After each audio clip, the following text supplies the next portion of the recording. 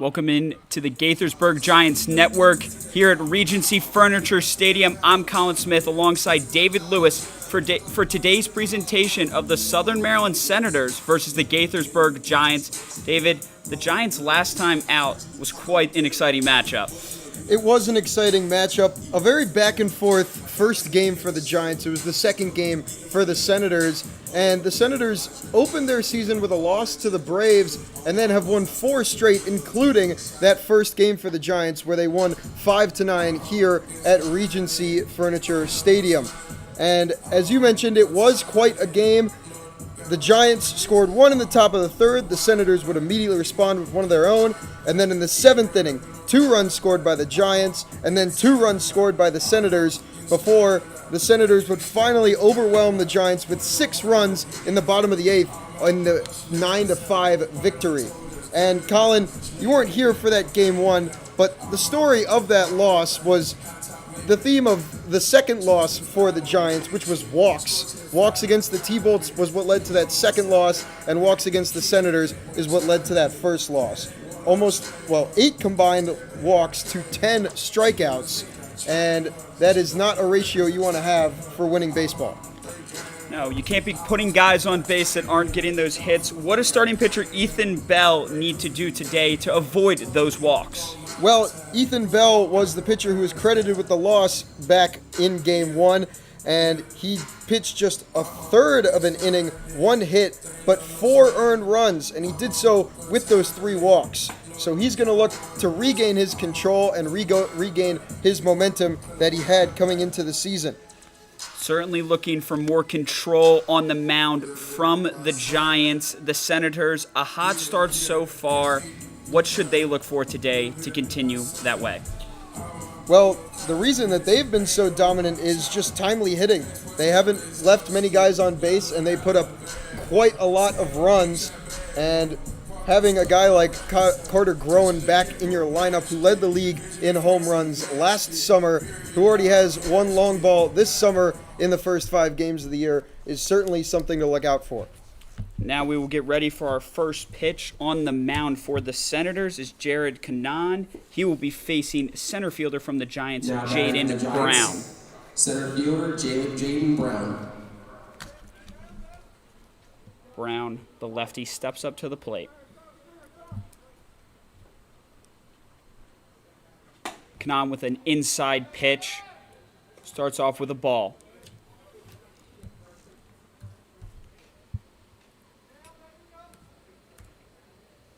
On in his windup. Another inside ball. This is foul tipped by Brown. And it's going to be an out for Brown. Easy first out. 2 early inside pitches, though, from Collin. Yeah, that one got Brown jammed up. And Brown, who had 4 extra base hits already in this young season of his 9 total hits, the leader in the average statistic for the Cal Ripken League thus far, just jammed him up and got a nice comebacker right to him for out number 1. Brady Powell, the left fielder, and the right-handed hitter will now step up to the plate to face Collin.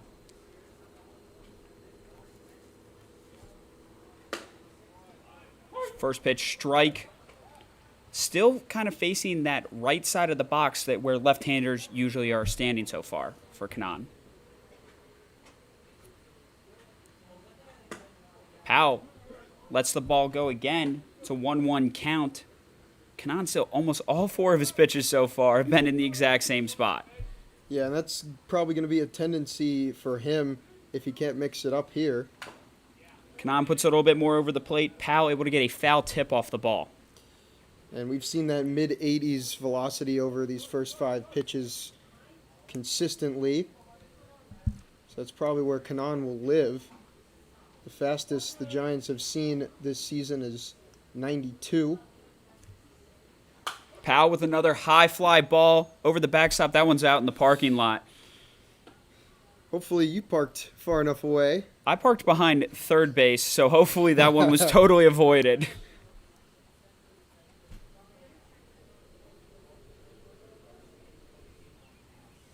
Collin nods off the pitch, sends another one far outside, 75 miles an hour and into the dirt. Yeah, you could tell from that one he just lost his grip there. I mean, bounced pretty much right in front of the plate off into the lefty batter's box. So a pitch that Collin would like to have back. Another outside pitch from Collin. Full count here at the plate with Brady Powell, the left fielder for the Giants, up at bat. 1 out in this game so far. Another outside pitch, and Powell will take his base. Collin, as we mentioned, been consistent so far. Not sure if that's been good consistency, but mid-80s, and a lot of outside pitches to the right side of the zone. Yeah, and that's Powell's first walk of the season, and he's a guy that was very aggressive last summer with the Giants, and it's not a bad thing to necessarily get yourself into a deep count, and right there going from 1-2 to a walk.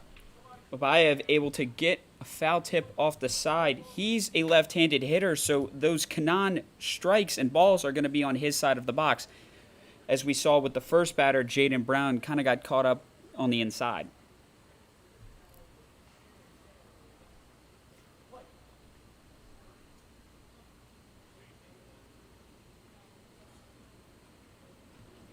And we're getting a steal from Brady Powell.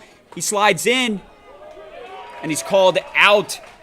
Brady Powell with an early aggressive move for the Giants, and it does not pay off, and now there are no base runners left for Gaithersburg. Yeah, Jax Nichols behind the plate with a phenomenal throw to beat the speedy Powell. Just barely getting that tag down in front of the outstretched arm was Nick Flores over there at short.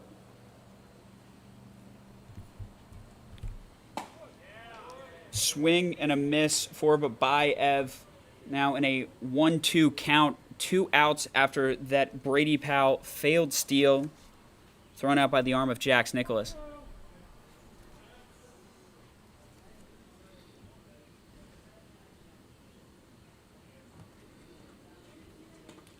Another inside throw for Collin. Takes a time, steps off the mound a little bit. He put that one in the dirt as well. Luckily for the Senators, that was not the pitch that Brady Powell decided to steal on. I think the Gaithersburg wished that had been. That's for certain. Whenever you get caught stealing, you always wish, maybe you should have waited a little longer in the at-bat. And a swing up the line, first base. That's going to be a base hit for Aaron Babayev. He's going too, as that's deep into right field. And a double for Aaron Babayev. And the Giants are back on base with their man, second baseman Danny Orr, coming up to the plate. Yeah, really nice piece of hitting from Babayev. 2 outs, 2 strikes on you, doesn't matter. 95 off the bat and just gets it inside the base. Danny Orr. And past a diving Sorowick over there at first. To base, Danny Orr rocking the rare to see no glove look in the batter's box. I noticed that in his first at-bat against the T-Bolts back a few days ago, and he had some really nice contact in that game when I saw him, and I'm really looking forward to seeing how his bat goes through this summer for the UMBC Retriever. Collin, another outside, no swing from Danny Orr. Far onto that right side of the plate is where Collin likes to live.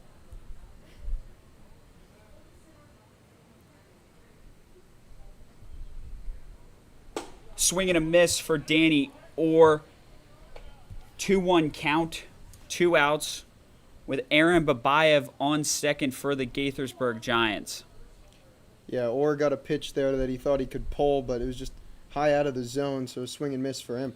Orr sets up, nice contact into the gap between the second baseman and the right fielder. Babayev's going home, and the throw's not going to be there. And with the errant throw, Danny Orr takes to second base. Fantastic RBI from Danny Orr to get this game, and the scoring started for the Gaithersburg Giants. Yeah, it only went 226 feet, but a pull down that had to go all the way to the catcher, and it looked like it could have been in time, but offline and tough to handle on the hop for Nichols behind home plate, and the Giants will take the first lead of the game.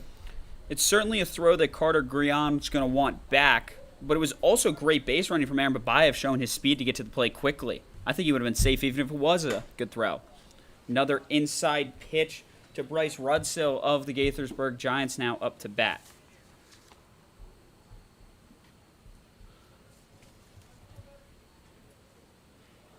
Kanan with a rare left side of the plate pitch on the outside, opposite of where he has been putting them, with that also being 86 miles an hour.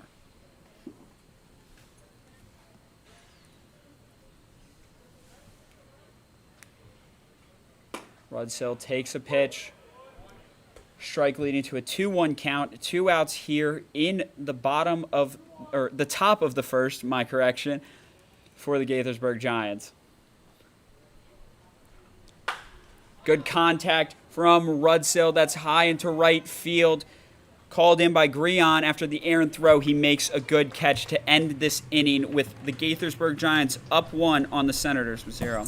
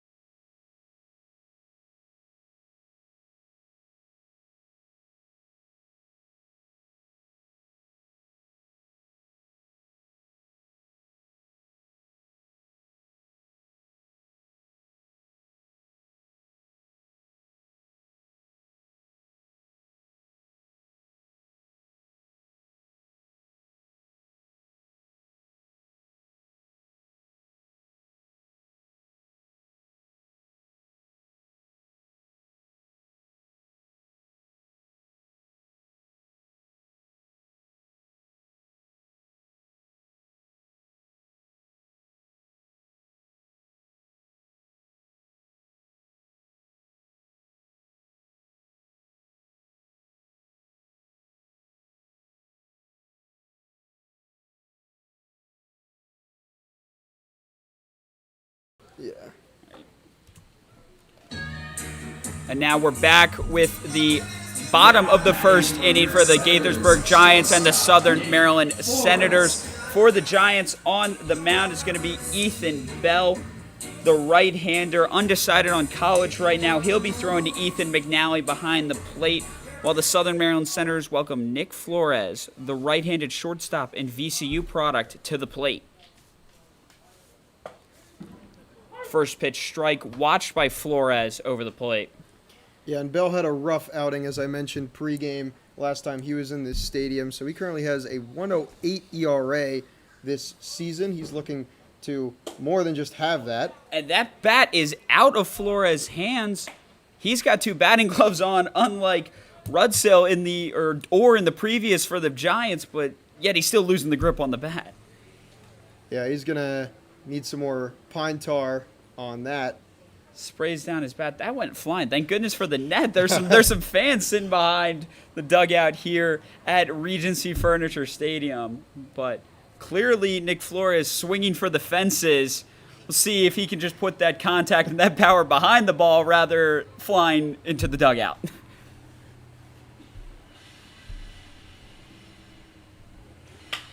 Flores with good contact on the ball this time, out into the left field over the deck here at Regency Furniture Stadium.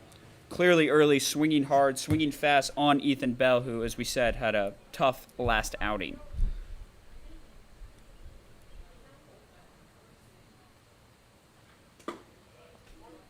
That pitch, 85 over the plate, but low. It's going to be a 1-2 count for Nick Flores. Again, the shortstop out of VCU.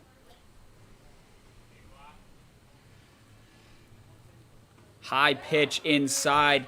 That hits Flores barely, and Ethan Bell is upset with his first at-batter faced here in this game today. Yeah, you had Flores 0-2 to start the game, and when you hit a guy like that, when you had him 0-2, you feel like he got away from you, and now you give up your first base runner and your first batter after your offense gave you a run of support to start the game, something that the Giants did not have last game against these Senators.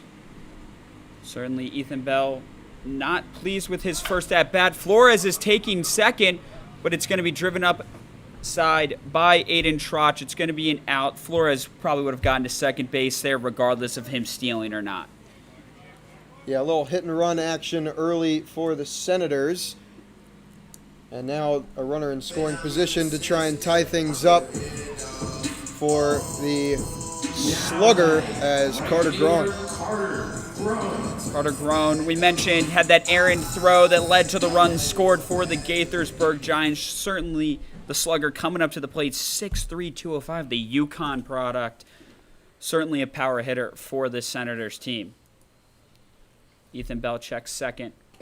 Far outside pitch. Nick Flores was far off the base there as catcher Ethan McNally checked for a second if he wanted to try and throw him out. Yeah, we've seen these Giants catchers get a little back pick happy. Zach White as well, being the backstop for the Giants in this early going of the 2025 season. Pitch away outside for Ethan Bell. If I was a coach for the Gaithersburg Giants right now, I'd tell Ethan Bell, like Ted Lasso always says, be a goldfish, have a short memory. Might have been a rough start, but get these pitchers under control. I think with this Giants, with an early lead, they can continue to maintain that. That pitch, strike, right side of the zone, 84 miles an hour for Bell. And even though Groen has struggled early in this season, just 2 hits, he has 5 RBIs on just those 2 hits, 18 at-bats for him. He's played every game. Ball called there, a little bit high and outside for Bell. It'll be a 3-1 count, 1 out with Nick Flores in scoring position on second base for the Senators. Bell winds up, sends it.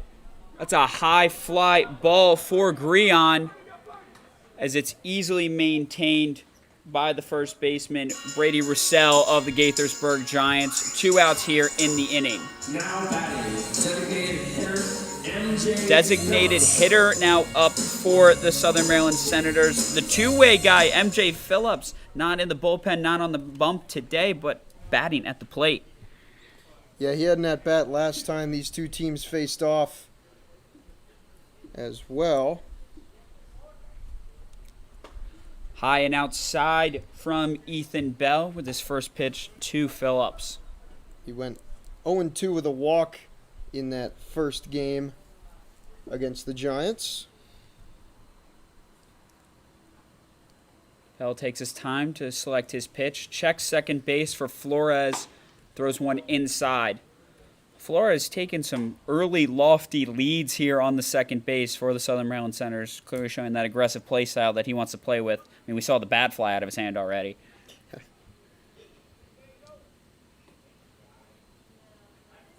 Bell winds up, puts it high and outside. Called strike by the ump. It'll be a 2-1 count. 2 outs here in the top of the second between the Gaithersburg Giants and the Southern Maryland Senators. Yeah, that was a really nice pitch by Bell to get on that outside corner of the plate. Going to have to be a reach for Phillips to get to that one. Bell sends it In a similar spot to the last pitch, but this one called ball, 3-1 count. Yeah, he went 85 fastball on that far side. Now goes 70 on that outside. Didn't have Phillips fooled on the 15-mile-an-hour difference. Oh, sends over the plate. Phillips takes a crack at it, tracking it down in left field. It's too much for Brady Powell as it's going. Nick Flores is going to score, and MJ Phillips is going to reach second base. Good RBI for MJ Phillips to tie this game up. First baseman, Danny Ethan Bell can't be happy. He had 2 outs on the board. That runner got the scoring position on him, though, and now this game's tied 1-1. Yeah, 98 off the bat, and I talked about how that first strike on Phillips was 85 on the outside corner, and then the 70 didn't fool Phillips, so Bell went back to that 84, and Phillips was looking for it and sends it into left field. A ground rule double as it goes through the old manual scoreboard out there in left. Interesting that the holes are still left in the scoreboard despite it not being in use today.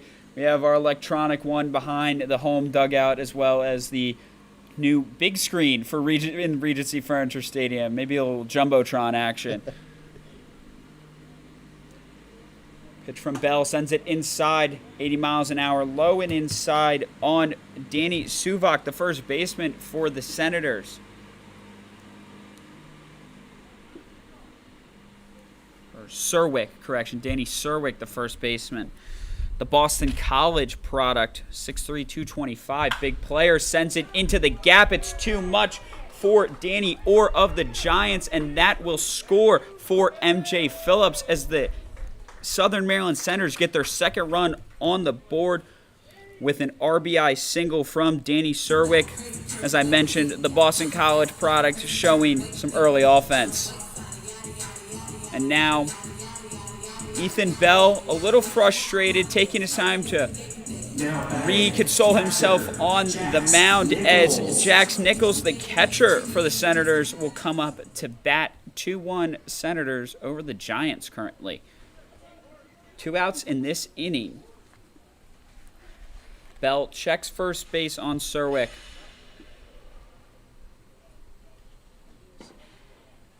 Sends a slow, high, seemed uncontrolled pitch there from Bell. 1 ball in the count.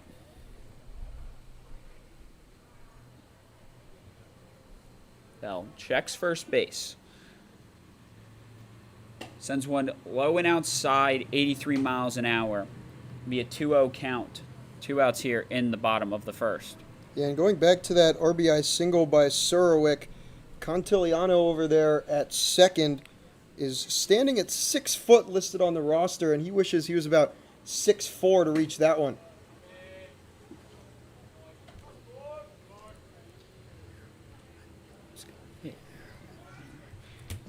Oh. Bell here, 3-0 count, looking to find control and a strike over the plate for Jax Nicholas, the catcher for the Indians. Sorry, not correction, the Indians, the Senators.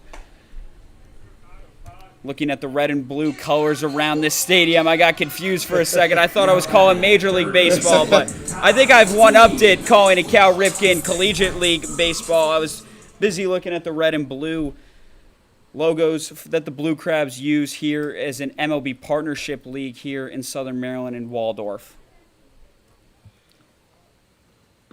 Now we'll get pitching coach Vinny Capozza out to have a word with his starter, as Bell looked like he was going to get out of the inning, got 2 quick outs after the hit by pitch, but now after a double and a single, both to give the Senators the tie and then the lead, he seems to have lost his control a little bit.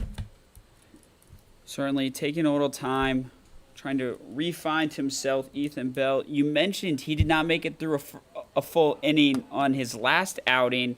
Let's see if the Gaithersburg Giants continue to leave him out there, as they have 2 outs. They can get out of this pinch here, but there are 2 runners on base.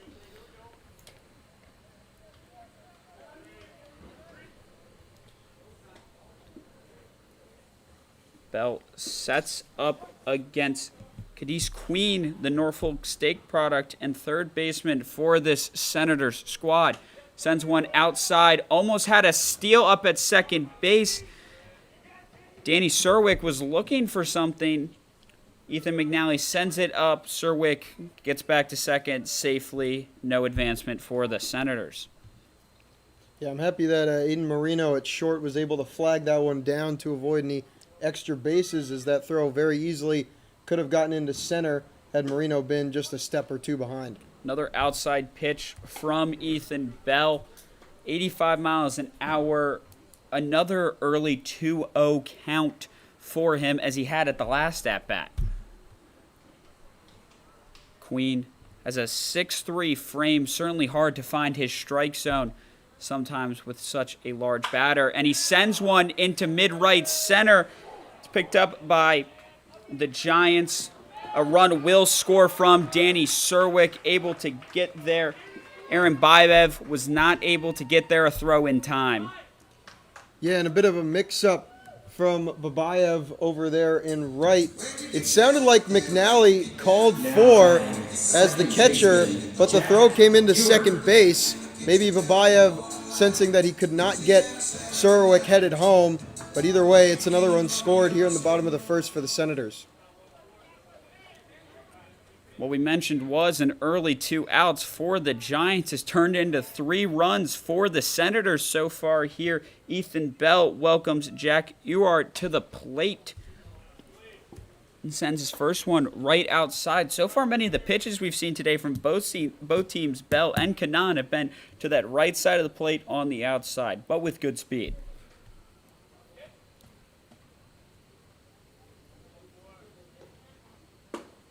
Bell sends this one over the center, stuck in another 2-0 count. Put that one a little too low. 2-0 count. The Senators have base runners on second and first. Have scored 3 runs this inning with the 2-out mark. And that one, strike called for Bell. Ewart watched that one go over the plate. With a now 2-1 count, 2 outs in the bottom of the first.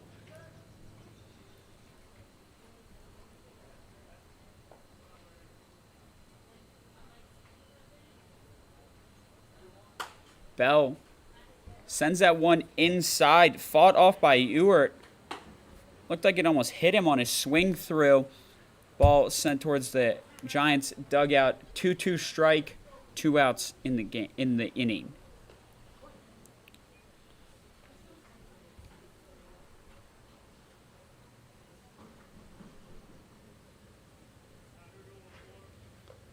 Over the plate. That's sent into the gap, and it gets past the shortstop, Marino. That's sent it home, and not in time for McNally. He sends an errant throw over third. Queen's going to get up, head home, as well as Ewart getting an inside-the-park home run after an errant throws from the Giants, both to the catcher and from the catcher, McNally. Certainly not what you want to see if you are the Gaithersburg Giants. You had 2 outs early, and since then you've seen 5 runs score, including an inside-the-park home run off of a couple errors. Yeah, that was a lot of just misplay from the Giants. Powell with the pull down home. His throw didn't quite make it in the air, so it slows down in the grass. McNally calls for the cut, doesn't get it. And then from there, late at the plate, and then a throw over the third baseman's head of Danny Orr. And with Powell, who was out fielding that ball, wasn't covering the line, as that scored another 2 runs and a Little League home run for Jack Ewart in the first inning. And that ball was just a couple inches off of Marino's glove at short. That's a small distance away from ending the inning. Rather, 3-run score. Yeah, that's the second time this inning. Contigliano over there at second had the line drive just go over his glove. And then that ground ball, it was hard hit, but just getting past the glove of an outstretched Marino.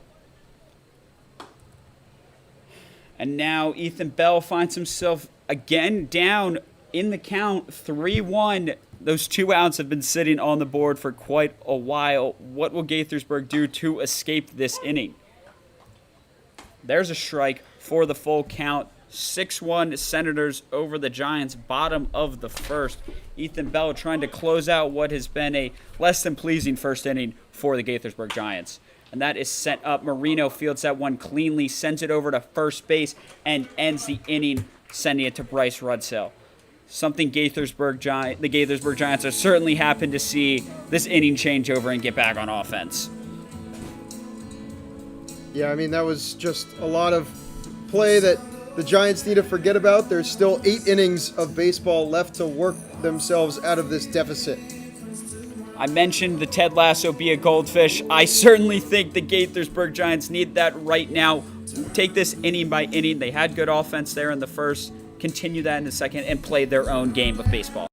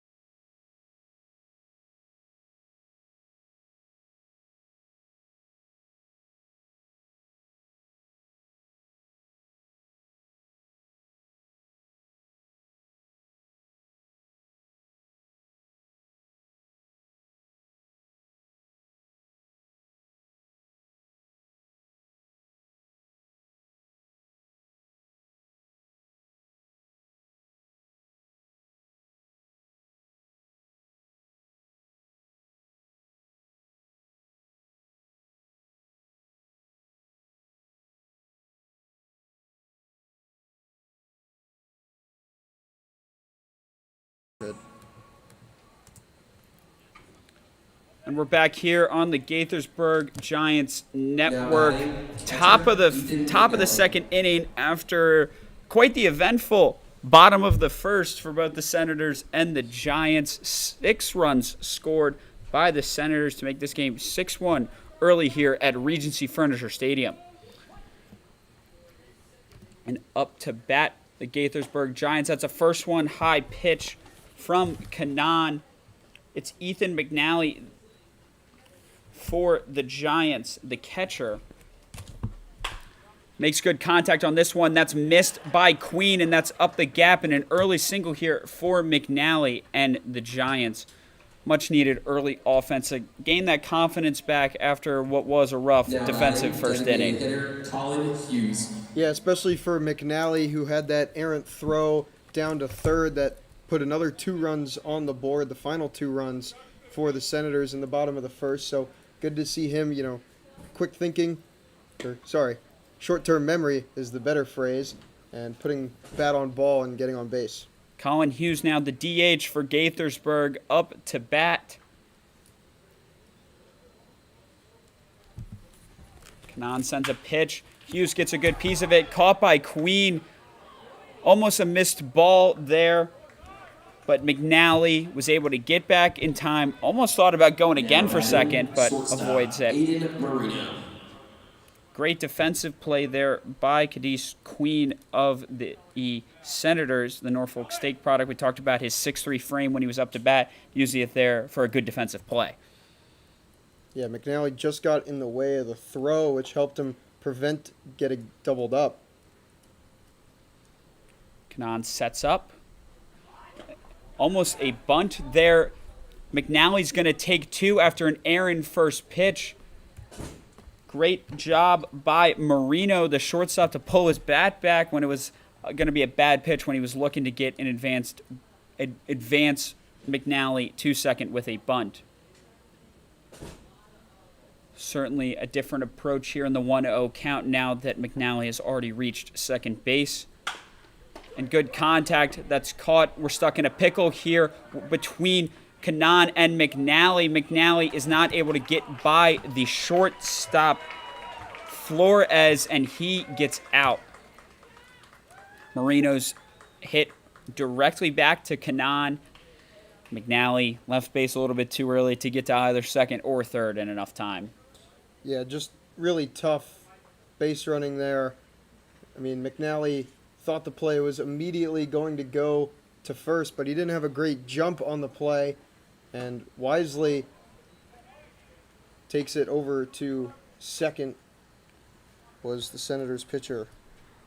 Now Michael Contigliano, second baseman from Seton Hall, up to bat for the Gaithersburg Giants. He's got one base runner on first, 2 outs, 0-1 in the count.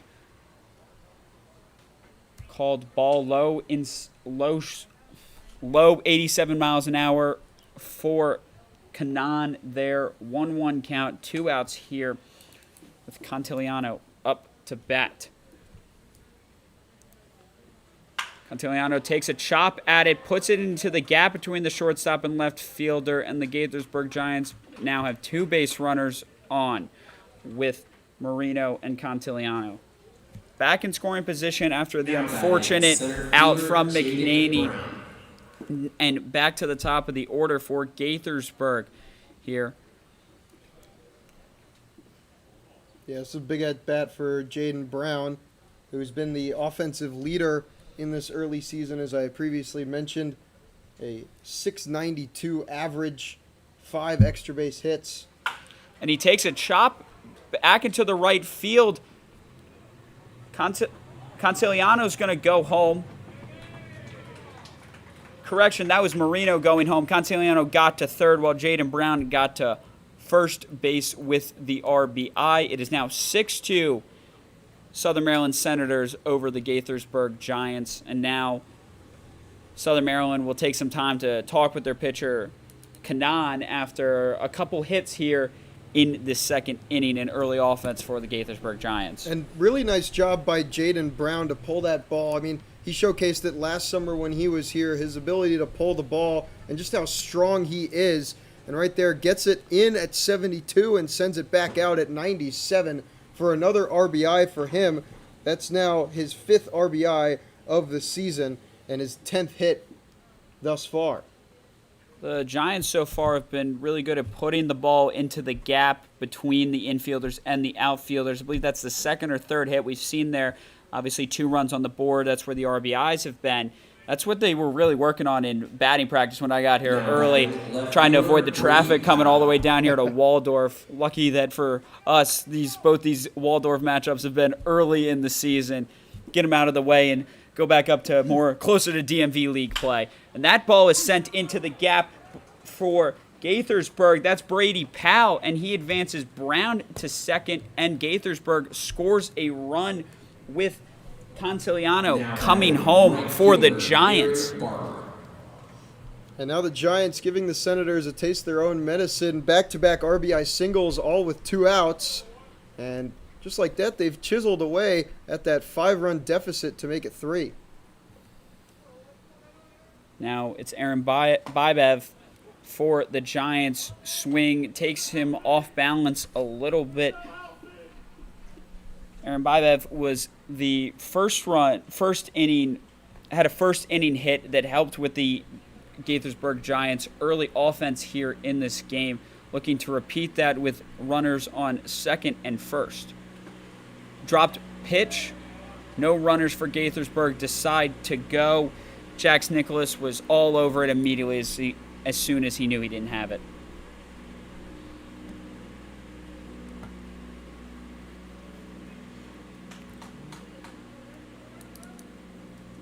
Now, Canaan setting up again to face Aaron Bibev.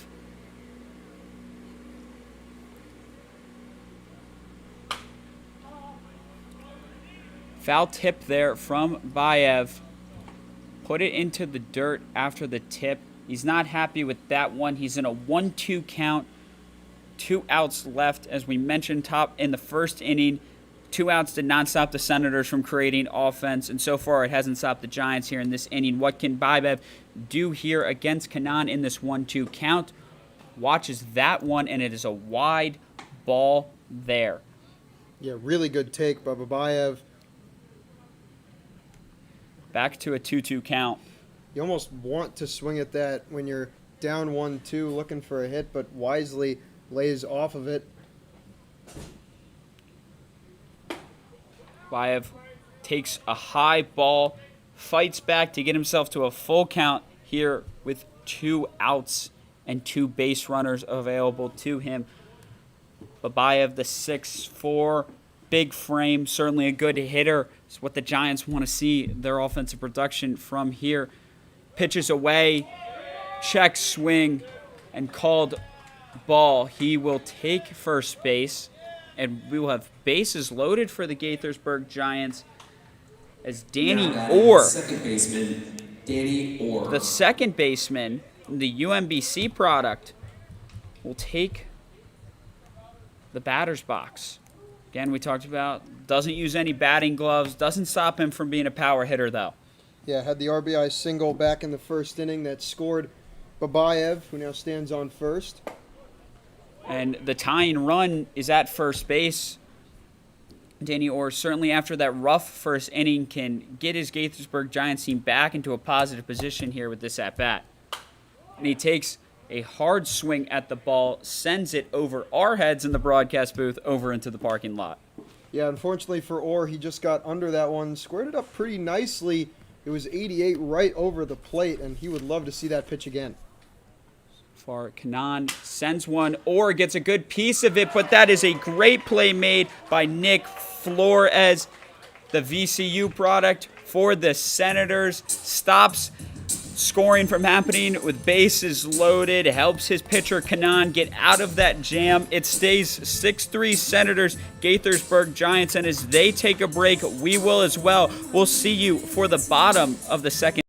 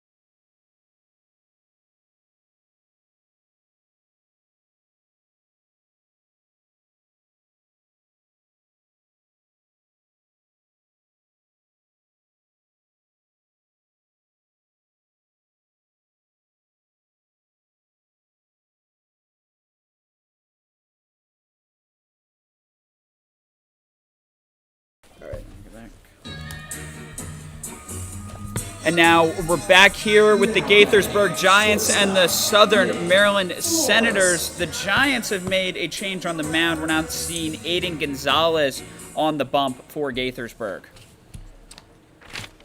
Gonzalez pitched the ninth inning, against the T-Bolts in that game. He went 1 inning scoreless, getting 2 punch-outs this for his first 2 of the season. And it's a first pitch ball to Nick Flores, the shortstop who just made that great defensive play for the Senators. Bit of a sidearm pitch there from Gonzalez. Nick Flores takes that one. It's a 2-0 count after Gonzalez sent that one outside.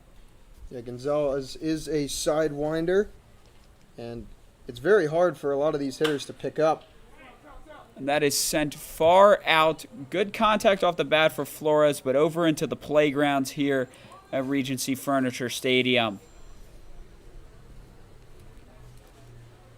Gonzalez, the sidewinder, is a UMBC guy, right-hander junior. As the Gaithersburg is looking for a bit of a change-up here early in this game. Inside pitch, foul tip from Nick Flores. 2-2 in the count. Yeah, Gonzalez had just an .887 whip last year for the Giants across almost 24 innings pitched. And he picked up right where he left off in that one inning against the T-Bolts, now allowing a single base runner and 2 punch-outs. Gonzalez sends that one and makes a defensive play himself. Flips it to first base where it is an easy out for Bryce Rudsill. And that's one early out for Gaithersburg. Or here, great defense from Gonzalez, showing both his pitching ability and fielding ability off the high bouncer back to him. And now batting for Southern Maryland, it's going to be Adam Trotch, the center fielder and Duke player. Gonzalez winds up, sends one far left over the plate, 70-mile-an-hour ball first.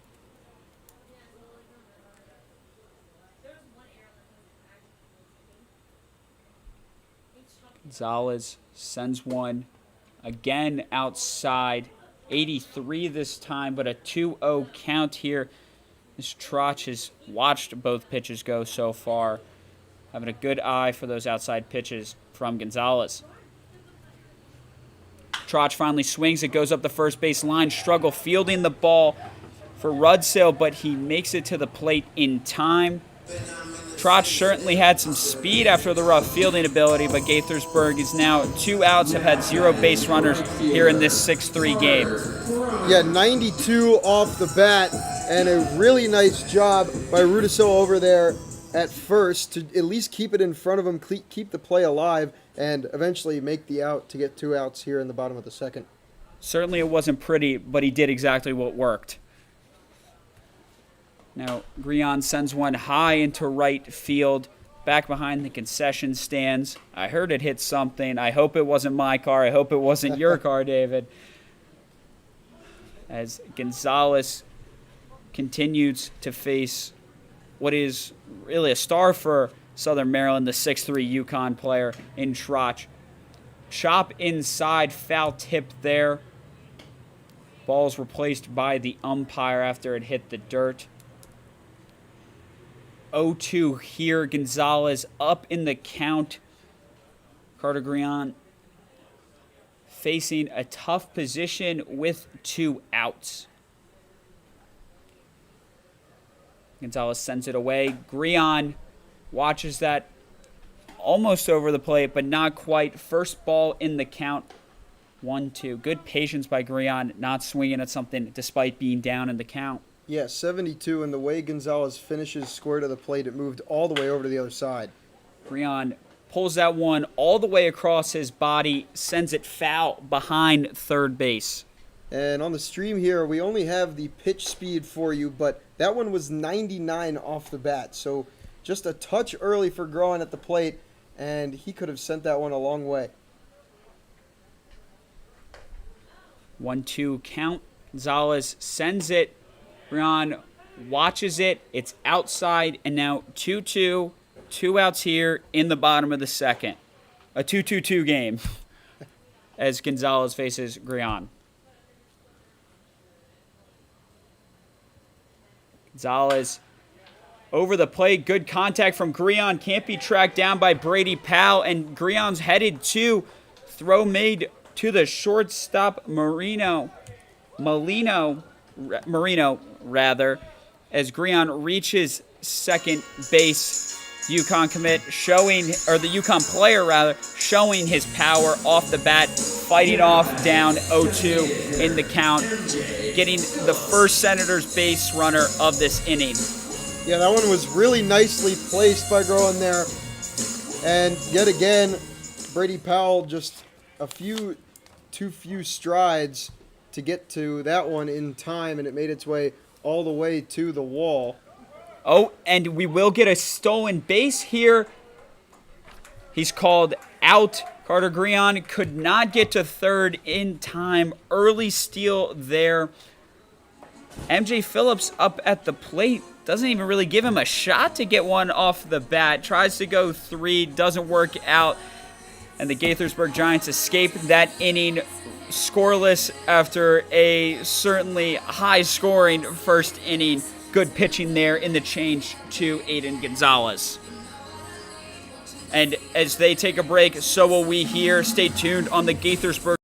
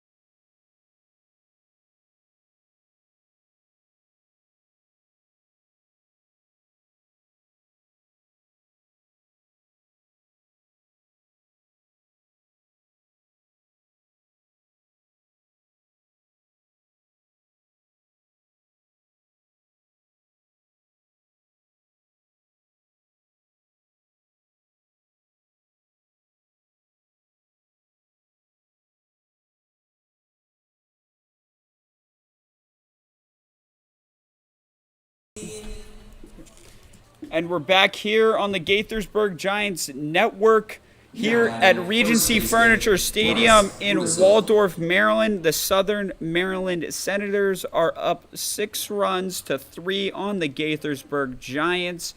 So we welcome to the plate Bryce Rudsill, the first baseman for Gaithersburg, facing Kanan, the same pitcher all game so far from the Senators. Rudsill fouls that one back to his own dugout, pulling through the ball. Rudsill flew out to right his first time up back in the first inning.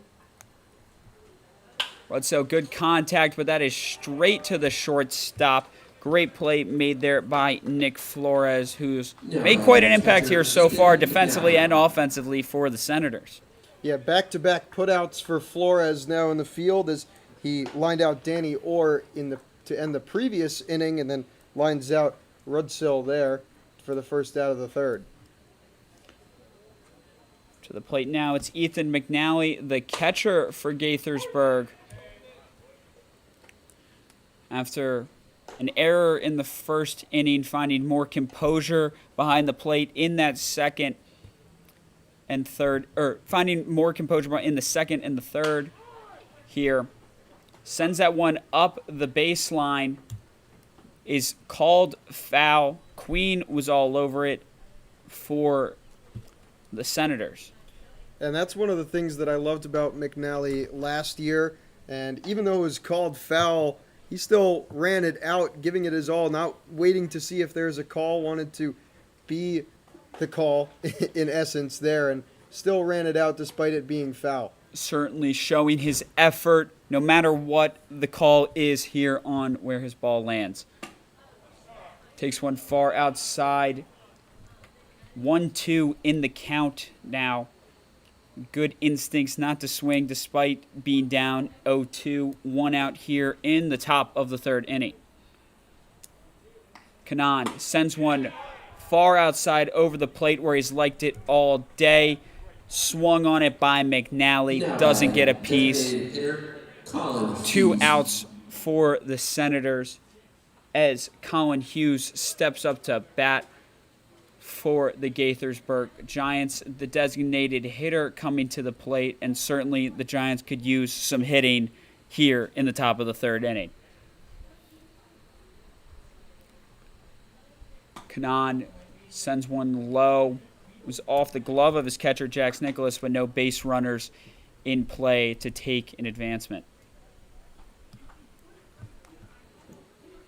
Collin setting up, taking his time as he faces Hughes. Hughes takes another one inside in the spots that Collin has been putting it all day, far in the right side of the plate, inside pitches for those left-handed hitters like Hughes is right now. Another inside pitch called ball. Collin down in the count, 3-0, 2 outs here in this game. Hughes winds up, watches that one with up in the count. He takes a strike over the plate. Collin finding a little bit more control. Yeah, 3-0 count. Hughes was going to have the bat on his shoulder that entire time. Hughes now chops this one up into the gap. It's not close enough for Queen. Hughes gets up to first base, using advantage, being up 3-0, 3-1, taking it, sending it perfectly into the gap to get a base runner for the Gaithersburg Giants. Yeah, really interesting from Collin Hughes. This is his first game for the Giants this season, but both of his hit and then his previous line out to Queen, both to the opposite field, and that time just placing it far enough away from Queen to get on base. Now Marino is on base. He was one of the runners that scored in that second inning. They got the Giants certainly not back into this game quite yet, but took steps to get there, as it is still 6-3 Senators after that high-scoring first and second. Marino takes that pitch. 2-0 in the count as Collin continues to find himself down in the count.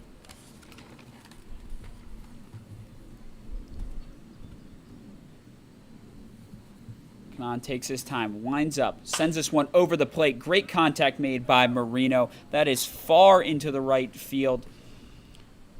84 pitch speed, only 73 off the bat there. He certainly had a good chunk of it, but just foul-tipped far into the right field. Yeah, Marino may have had to reach a little bit on that one, as it was to the outside a little bit. Collin checks Hughes on first base, keeping him honest near his own dugout.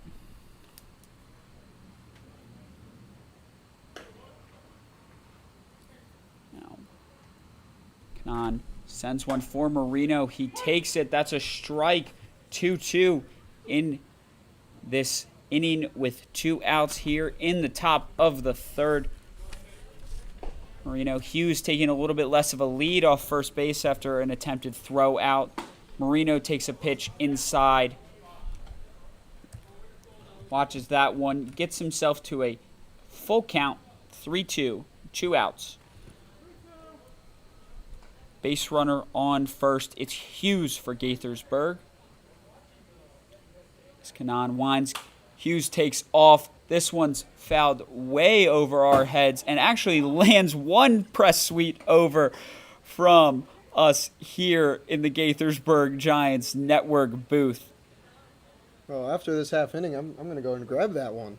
Yeah, we got a little souvenir here for our troubles as the broadcasters. I think that pays up for the traffic you sat in on the way here, David. Collin sends that one up, perfectly fielded. They send it all the way across the field. Nick Flores over to Serwick. Flores, 2 great defensive plays there for the Senators in that inning. They get out scoreless in the third. And as they take a break here, we'll go retrieve that ball that landed a box over from us. We'll see you on the next side of the third inning.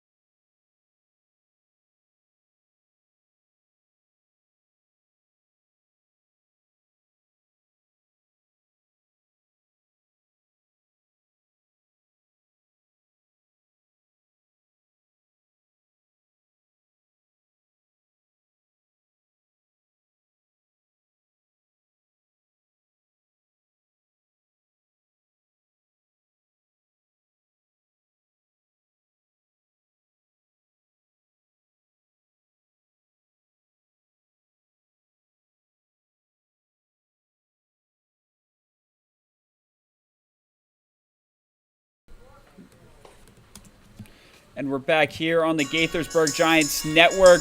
We do have terrible news for our viewers. David and I did not get to keep the ball that was sent into the press booth. Stadium staff for the Southern Maryland Senators came by. They had to grab it. This is not the MLB. We don't have an unlimited supply of balls here in the Cal Ripken Collegiate League. We got to reuse every single one we can. As Gonzalez back on the mound for Gaithersburg sends a strike over the plate. Second pitch taken by MJ Phillips. It's a 1-1 now. And Gonzalez starting Phillips off the same way he ended last inning, both first pitch strikes. Phillips saw one pitch before Groen was caught stealing to end that second inning. Phillips did not really get a full turn at bat, hoping to come back here in the bottom of the third and show his offensive prowess. Gonzalez sends one over the plate. Great contact by MJ Phillips, but under it the entire time is Aaron Babayev for the Giants. First out here of the third of the bottom of the third inning. First baseman. Up to the plate, Danny Serwick for the Southern Maryland Senators. And in my third game being on the broadcast here in this young season, it is the first time we've reached triple digits on exit speed 101 off the bat of Phillips, but a routine flyout for Babayev in right. Certainly the power of Phillips, something to watch out here in the game. Didn't get that one quite as far, but 101 off the bat, nothing to blink at there. Can certainly get behind that ball. Gonzalez put it inside. Good contact by Serwick, but it's a routine out for the Gaithersburg Giants. 2 here in the bottom of the third inning. Great defense there from Cantiliano for the Gaithersburg Giants. And now up at the plate for the Senators, the catcher, Jax Nicholas, 6'2", out of Modelo State Community College, trying to make his mark here in the Cal Ripken Summer Collegiate League. Bit of a wonky pitch there from Gonzalez. Didn't seem like he got quite the release he wanted there. Still got the call for a first pitch strike. This one sent outside. 1-1. Now, despite Gonzalez, he might not have gotten, he seemed a little upset about that first pitch. Got the call. As a sidewinder that he is, those pitches can be unpredictable but can be dangerous nevertheless. 2-1 here as that one's placed outside by Gonzalez. Patience there from Jax Nicholas, not reaching for these pitches. That one appeared over the plate. No call, though, or 3 balls, 1 strike, 2 outs here. Just a little low for the home plate umpire's liking. Was really nice in line with the plate. Jax Nicholas gets a high bouncer. It's sent to the shortstop, Marino, and he makes the routine throw to Rudisil, and the Gaithersburg Giants escape the third inning scoreless. Southern Maryland Senators 6, Gaithersburg Giants 3. Stay listening here on the Gaithersburg Giants Network.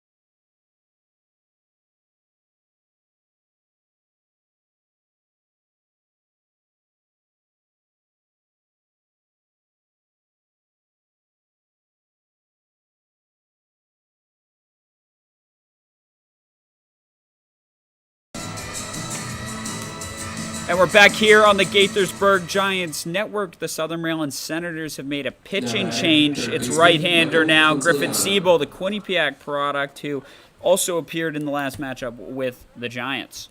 Yeah, in that matchup, Siebel 3 2/3 innings, and he gave up just 2 hits, no runs, 1 walk, and 4 strikeouts. So just 3 base runners across 3 2/3 innings. It was a long relief outing, but a very effective one. Senators know they have a good 6-3 lead here, trying to protect that with a pitcher in Siebel who has been good so far against Gaithersburg.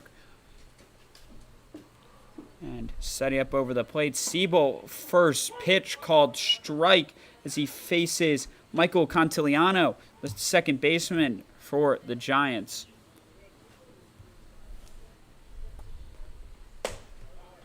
Another one high left side called strike for Siebel, starting off quick here and effective pitching for the Senators. Cantiliano swings on that one, no contact made, and an early 3-pitch out for Griffin Siebel in his outing. Yeah, and part of the thing that works to Siebel's advantage is just his velocity, and he had that consistently through that long relief outing. We saw, I believe, triple 90s in that 3-pitch strikeout of Cantiliano, and he's going to keep that up. First pitch high and away against Jaden Brown, the center fielder for G-Berg.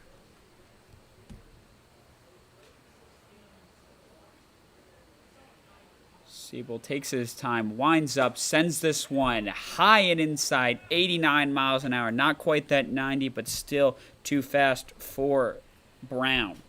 Brown 1 for 2 in this game thus far with an RBI. And unfortunately for him, that actually lowers his average. Brown swing and a miss. 1-2 count. 1 out here. Brown lowering his average with an RBI just shows how effective he has been in the Cal Ripken League in this young season.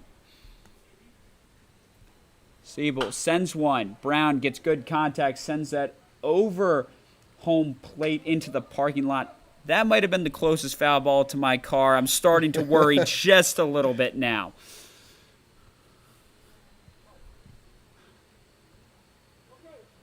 Brown sets up with his high stance and 6-1 frame. Siebel sends that one far outside. Again, back into the 90s for Siebel. 2-2 count, 1 out here in the top of the 4th.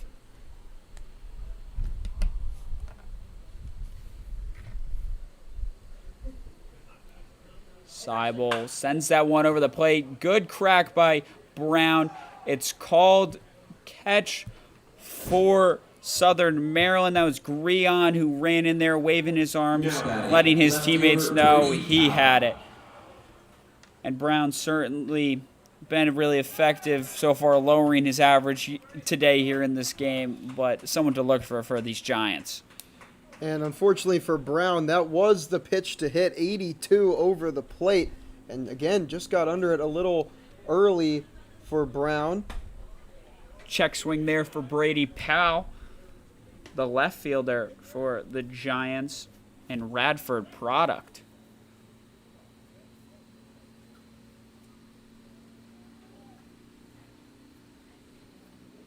Siebel sends this one. No contact made from Powell with his swing.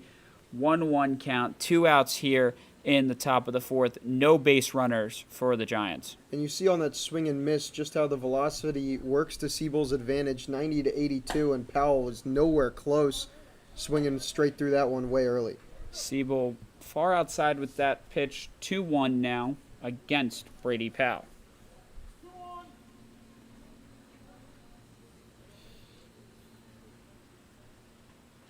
Siebel over the plate. The left fielder sends it up the gap. Routine play made by Nick Flores for the Senators, and they escape that inning scoreless and with no base runners for Siebel.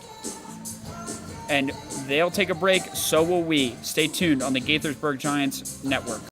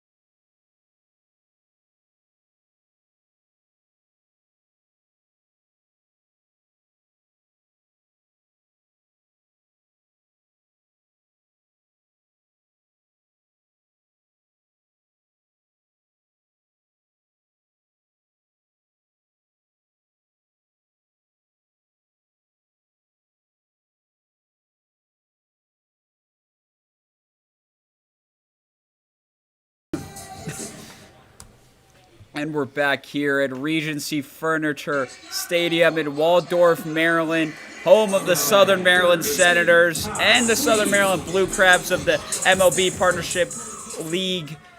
Professional baseball here in Southern Maryland, not quite minor league, but certainly I'm sure the stadium can get packed as a big attraction here in Waldorf. Back up to the plate, it's Gonzalez still on the mound for Gaithersburg. Starts out with a first pitch strike against Cadiz Queen, the third baseman for the Senators. Gonzalez sends another one far outside over the plate, 79 miles an hour, but 2 outside for a strike. 1-1 count. Queen, the lengthy third baseman, sets up in his stance. Gonzalez sends one far over the right side of the plate. 2-1 count.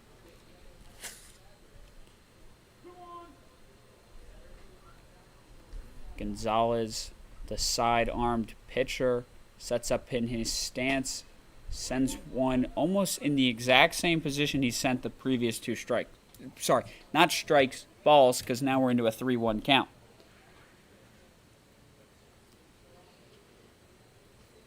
Gonzalez sends that one further over the plate. Queen getting a good chop at it, across his body, foul tips it, 3-2 count now.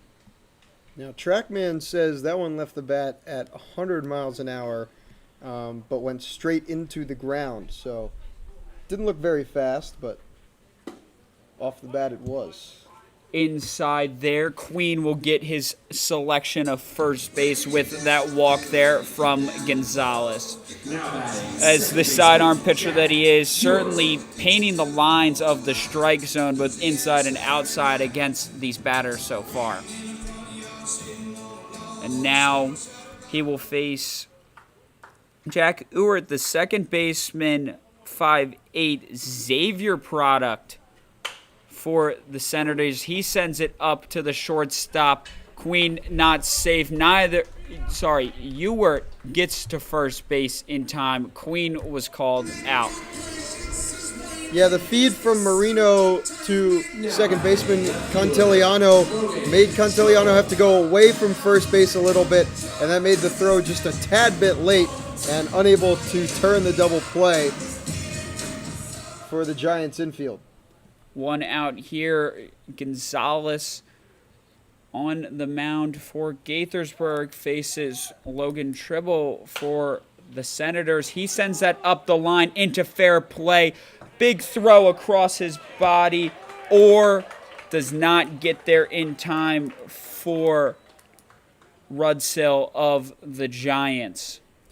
And it doesn't go down as an out. In fact, it goes down as an infield single for Tribble, but that was a phenomenal play by Orr to keep it in the infield, and then also a great stretch by Rudsill over at first, just not in time, but a heck of a throw to make it a close play by Orr at third. Orr certainly showing his defensive capabilities, staying in front of a hard-hit ball.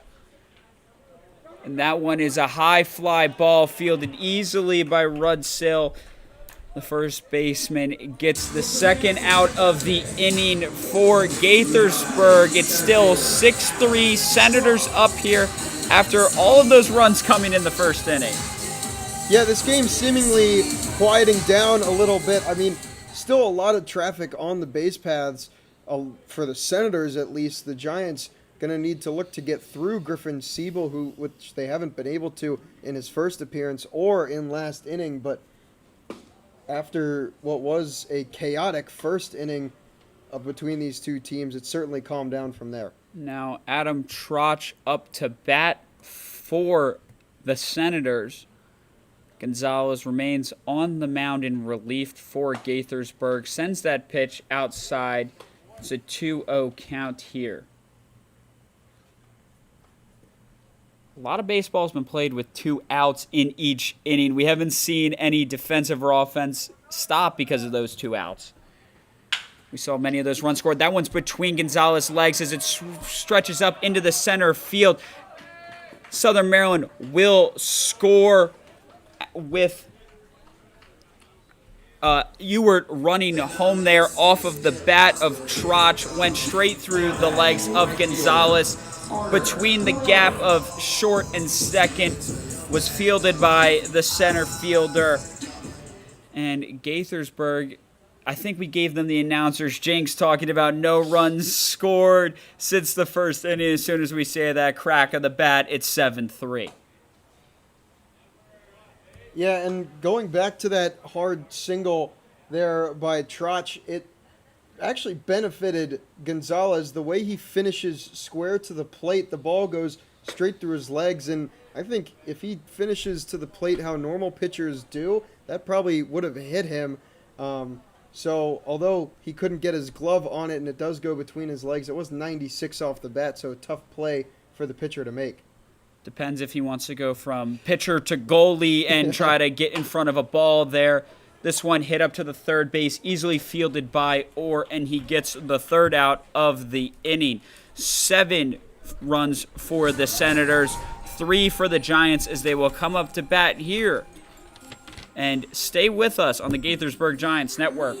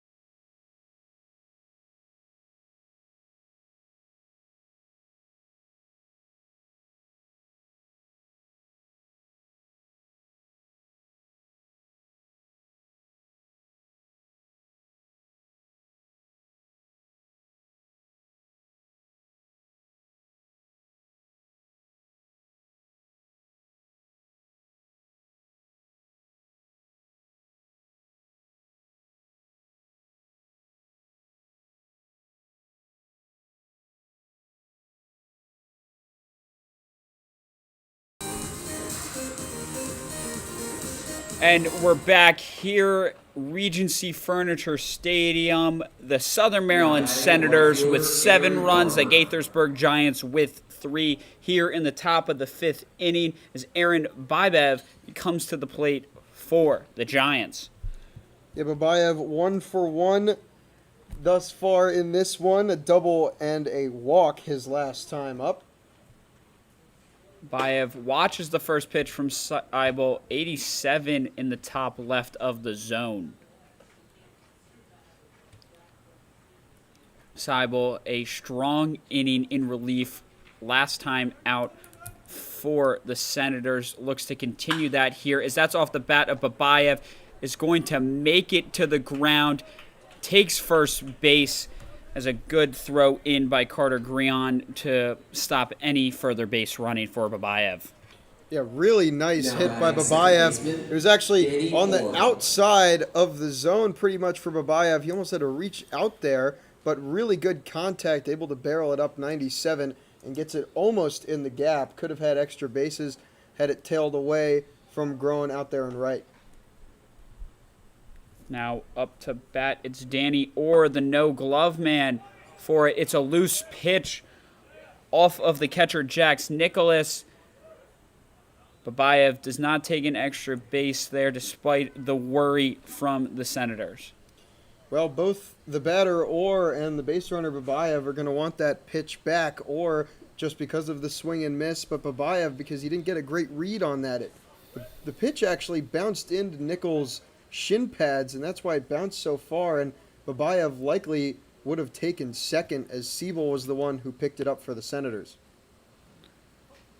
Now Seibel sets up after the Aaron last pitch. facing Danny Orr. Orr, check, swing. Called no-go. That's going to be a ball. 1-1 count here. No outs in the top of the fifth. Babayev on first for Gaithersburg.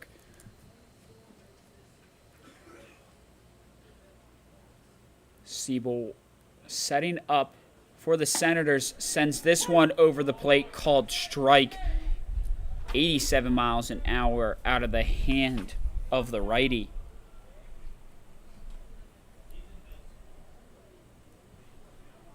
Now, Siebel setting up. No outs here in the inning. A 1-2 count for Danny Orr, the UMBC man.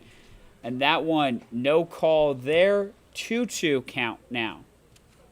Really nice take by Orr to lay off. That one, 80 on just above the zone. A lot of guys are going to go around on that one, but Orr wisely lays off to live for another pitch. Certainly something almost down the center of the plate is attempting to swing it as he swings there. Foul tip. Remains a 2-2 count for Bobby Orr. Danny Orr. Sorry, not Bobby Orr. I'm getting my sports confused now.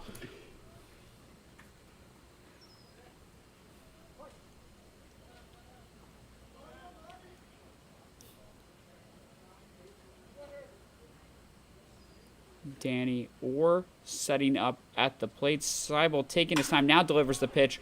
Orr sends it, but it's not far enough into the gap for Logan Tribble. He fields that nicely for the Senators. More loud, hard contact for Danny Orr, and that one 100 off the bat. Again, just wasn't tailing away far enough from the left fielder Tribble for it to get down, and Tribble with a nice play on that one. Babayev having to go back to first. He certainly had the shot shaping. He looked like my golf slice, sending it far, curving left, but just not quite enough to get away from Logan Tribble. That one high in the zone, called strike by the 0-1 count for Bryce Rudsill, the first baseman from Gaithersburg.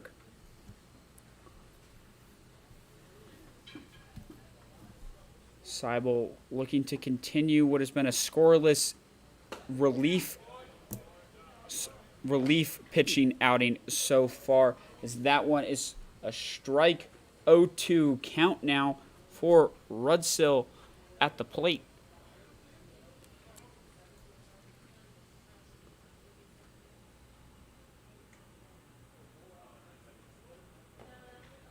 Siebel sends this one. Rudsill makes contact, similar into left field. Tribble calls for it, drops his hat, makes the play for the second out of this inning. And it doesn't seem like it, but that is a tough play for the left fielder Tribble to make, especially at this time of day. The ball can get lost up in the lights as day turns to night here in Waldorf. So it can get lost when it goes in between the sky and the lights.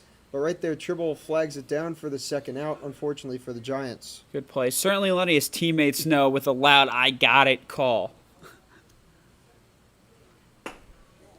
Outside pitch from Siebel. He's facing Ethan McNally, the catcher, and Clarion product junior for the Giants.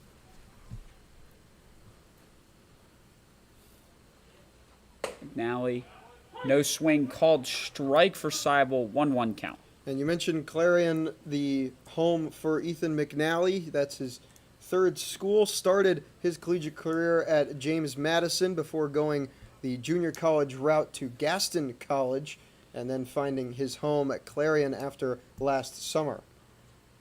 Pitch taken there from the catcher. We talk about Clarion. We're both Syracuse guys. Do you remember that early season scrimmage between Syracuse men's basketball and Clarion? I think that's the first time I ever heard of the college.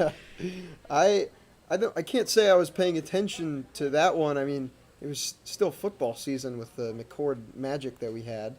That is true. I think most of the school was focused on the football side of the JMA Wireless Dome, but that's when I think a lot of people still had hope for the Syracuse men's basketball squad. That one sent into the gap for the catcher. McNally is going to get advance to first base. Runners now in scoring Now position batting designated hitter, for Collin Hughes. Gaithersburg with Orr on second, and McNally on first. Coming up to bat is Collin Hughes. We talked about the designated hitter making his debut for these Gaithersburg Giants. And that's McNally's second single of the game, now 2 for 3. McNally in his first 2 games played, 2 hits there with a walk and an RBI, so doubling his hits already here tonight in his third game.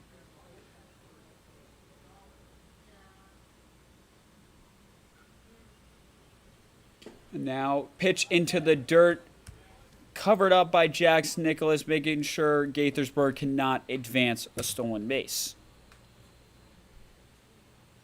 And this is really the first time the Giants have gotten to Siebel early in an outing for him. As we mentioned, that previous outing, 3 2/3, just 3 total base runners, and 3 base runners here against Siebel already. Swing and a miss there from Hughes. 1-1, 2 outs. Be interesting to see how long the Senators decide to use Siebel as a relief pitcher. They had solid starting pitching from Canaan, went to Siebel a little bit early. How long will they continue? They don't want to ruin him so early in the season as a relief pitcher. Similar for Gaithersburg right now with Gonzalez out there. How long will these relief pitchers remain in the game, and how far into the bullpen will we get? And it seems like a pitch clock violation for Siebel on the mound, an automatic ball for Collin Hughes at the plate. Interesting to see. I think that's the first one we've seen here from the game. The institution of the pitch clock has made a lot of fans happy, kind of speeding up the game of baseball here in the MLB, and as we're seeing in the Cal Ripken Summer Collegiate League. And that one is a swing and a miss from Hughes. 2-2 in the count now, despite only three pitches being thrown. We have a 2-2 count. Yeah, so not a physical clock here in the Cal Ripken. Obviously, not every stadium can get fitted with those like in the MLB stadium. So the field umpire currently at second base, goes between second and third base. He counts down, and then he is the one that awards the automatic balls. And another pitch clock violation called here. That's 2 in 1 at bat for Siebel. As we're talking about, that's certainly something that's a part of the mental aspect of pitching. This pitch clock, fighting that off while trying to focus on the batter at the same time, especially without a physical one. A swing fouled far up the right field line. Gaithersburg had their base runners running as we have 2 outs here in a full count.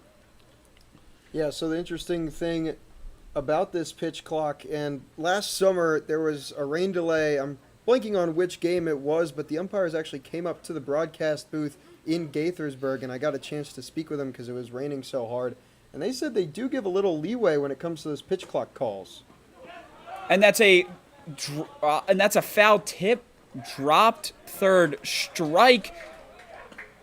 A little bit of a confusion there from Southern Maryland. Bases are now loaded for the Giants as Babayev and Rutzel had taken off early and able to get on base there. A little bit of a confusion. This has been a wonky inning so far. We've got 2 pitch clock violations, a drop third strike for loaded bases, 2 outs now.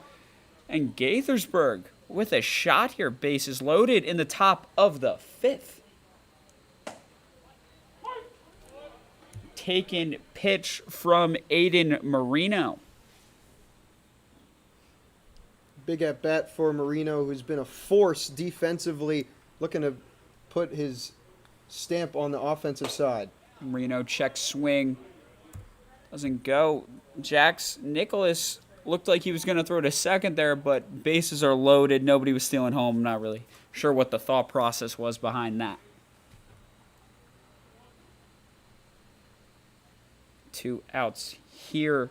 Marino takes a ball. 2-1 count. 2 outs. Top of the 5th. Bases loaded for Gaithersburg. The tying run is at home plate.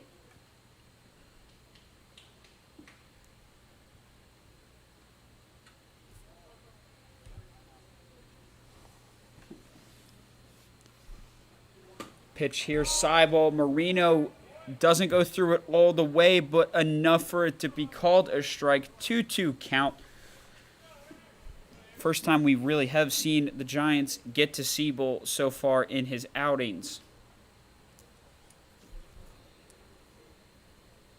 Seibel sends this one. No call strike, as to the disappointment of the Senators and to the excitement of the Giants. Full count here. 2 outs, top of the 5th, full count, bases loaded.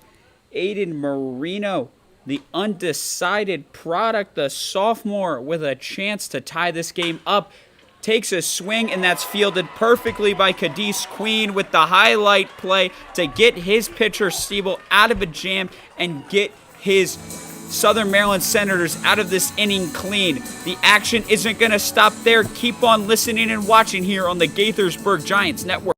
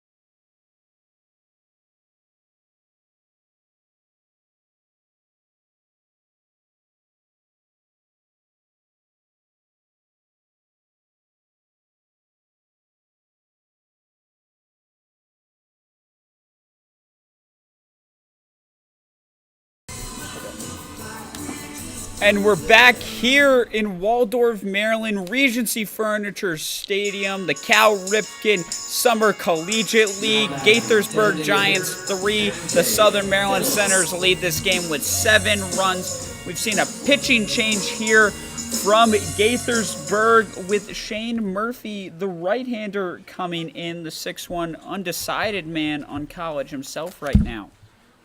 Yeah, he's coming in the portal from UMBC,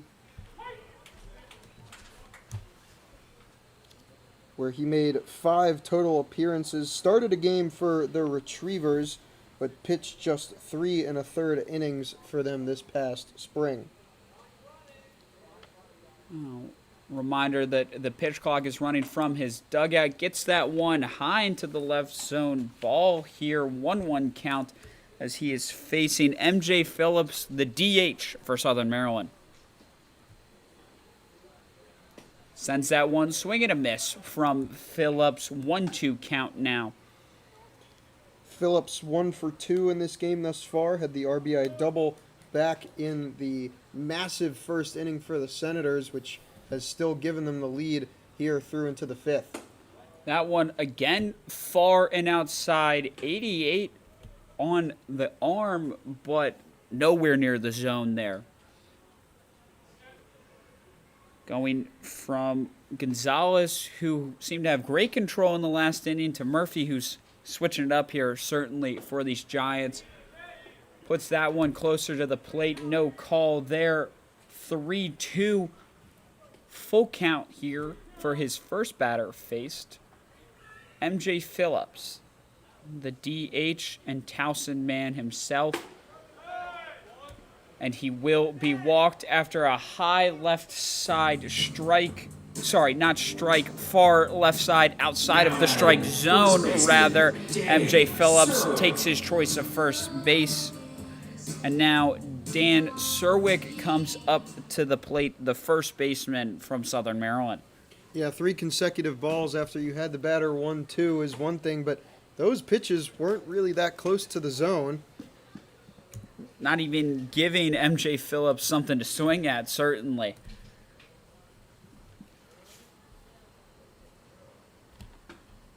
Now one put over the plate, called strike. Took a little bit of speed off there, closer to the zone now, and a 1-1 count for Shane Murphy. Sends it, good crack by Serwick. It's going to be covered up by Contilio. MJ Phillips was able to reach second base there, so advancing a runner for Serwick. Certainly happy to get his teammate into scoring position despite not reaching first base himself. Yeah, I mean, it wasn't pretty. Slowed down a lot in the grass, which is why Cantiliano over there at second couldn't really turn a double play at all, and Phillips narrowly got out of the way of it. The difference between having an all-dirt infield versus the nice grass surface we hear at Regency Furniture Stadium, where professional baseball is played, as well as this Cal Ripken Collegiate League.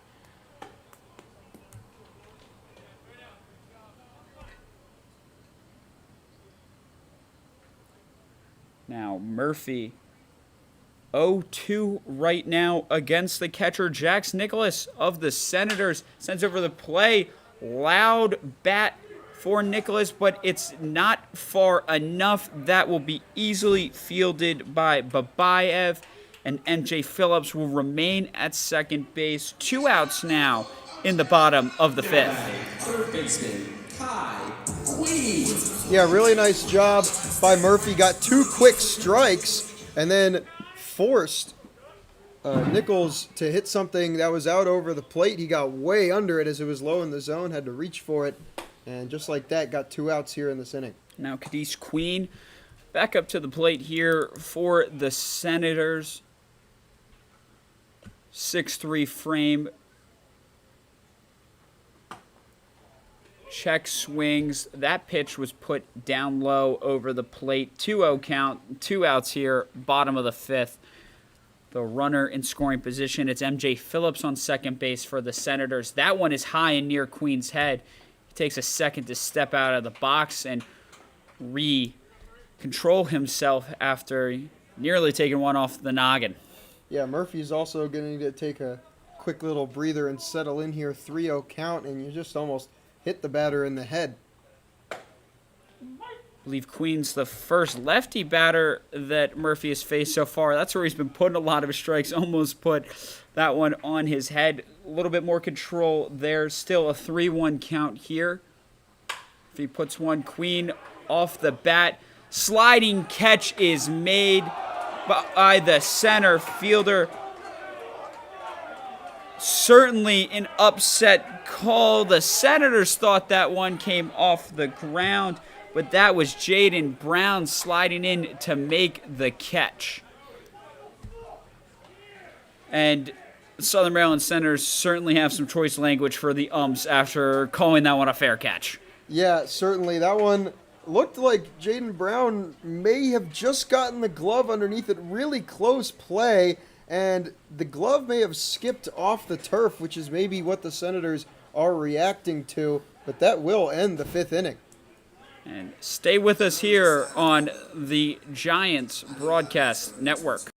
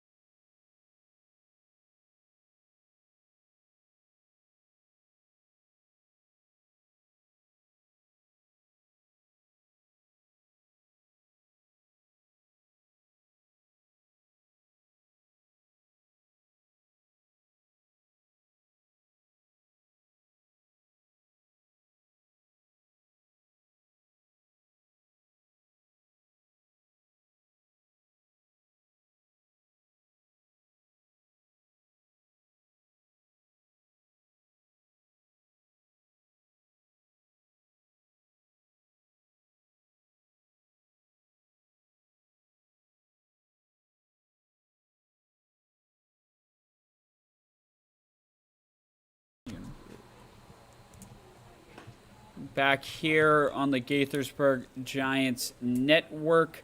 7-3 for the Senators. Seibel still out on the bump for Southern Maryland. Up to bat, it's Michael Cantiliano for Gaithersburg. Swing and a miss there. The 87 pitch high in the left side, 1-1 count.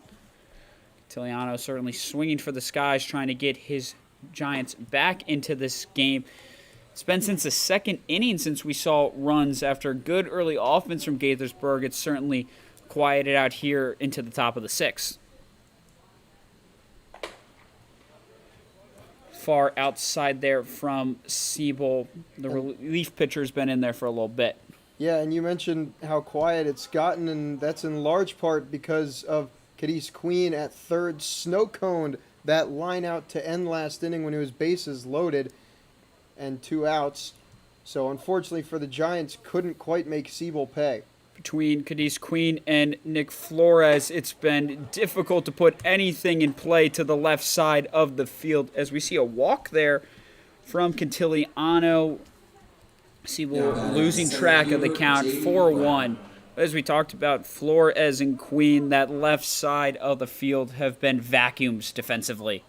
Yeah, they have, and now Seibel, who had trouble last inning with 2 singles and then that drop third strike, not really on him, but he did have 2 pitch clock violations in that at-bat that contributed to it, and now getting a word with his pitching coach as there is action yet again in the Senators' bullpen. Certainly those pitching clock violations we talked about. A new wrinkle coming into the game of baseball, recently introduced into the major leagues, hoping to speed up the product. We're seeing it here in the Cal Ripken Collegiate League, trying to prep these guys for ultimately their goal to play professional baseball. Yeah, that's for certain. And in the MLB, it is an actual clock that they can see. Meanwhile, here it's just in their minds, and the umpires get to call it when their clock runs out. And Jaden Brown takes that first pitch ball from Seibel, got a talking to from his coach, remains out in the dirt for the Senators. Set over the plate, hard swing by Brown that's driving over into the makeshift bullpen for the Senators. No play made nonetheless. Brown will remain at the plate, 1-1 with Cantiliano on first base. And heads up by the bullpen catcher for the Senators to get out of the way, as that ball landed pretty much right in front of where he's seated for those bullpen warm-up pitches. Certainly, the Senators don't want him to be the one that makes the play. It's not. This isn't banana ball. It's not going to count if somebody outside the field of play catches it. Shout out the Savannah Bananas. They're coming to the DMV soonish. I saw that their tickets at Nationals Park are $250 to get in, which is, I don't even know how much more than a regular Washington Nationals game right now. I mean, if I got into an Nats game for $10 a couple weeks ago, so I mean, that just puts into perspective that whole ordeal. The whole wrinkle of banana ball is quite the sight to see in the baseball world. We talked about the pitch clock making a change up. The Bananas have changed the game completely as a form of entertainment, bringing the fans really first back into their version of baseball. And as I mentioned, if a foul ball is caught by a fan, it is an out in the game. So, and that is a strike over the plate, swung at by Jaden Brown, and he is walking back to his dugout, losing the count there. Still remains with Cantiliano on first base for Gaithersburg. 1 out here. Coming to the plate is Brady Powell, the left fielder and a Radford product.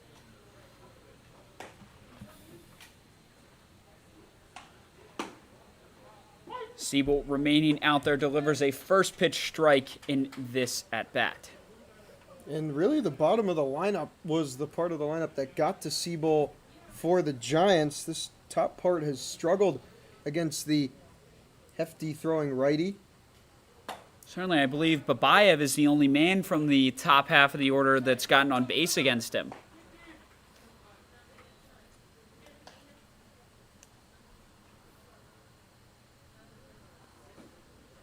Siebel eyes down his catcher, Jax Nicholas. Shakes his head at the first two suggestions for a pitch. Eventually settles in and delivers it. It's far off the side. It's off the bat of Brady Powell. A fall in center field from Trotch, but makes the catch. Almost a scary sight and an error for the Senators. Nevertheless, they get the second out of the inning. Yeah, and Contigliano standing on first after he saw Trotch slip a little bit, got more of a jump towards second, and had that dropped, he may have been looking at third. Unfortunately for the Giants, he has to go back to first for Babayev at the plate. Trotch is out there stretching a little bit. Hope everything's okay with him. And so that one's fouled off behind us to the left from Aaron Babayev, as we mentioned, the only man from the top of the order to get on base so far against Seibel. Yeah, had that single last inning, was stranded on third at the end of it all.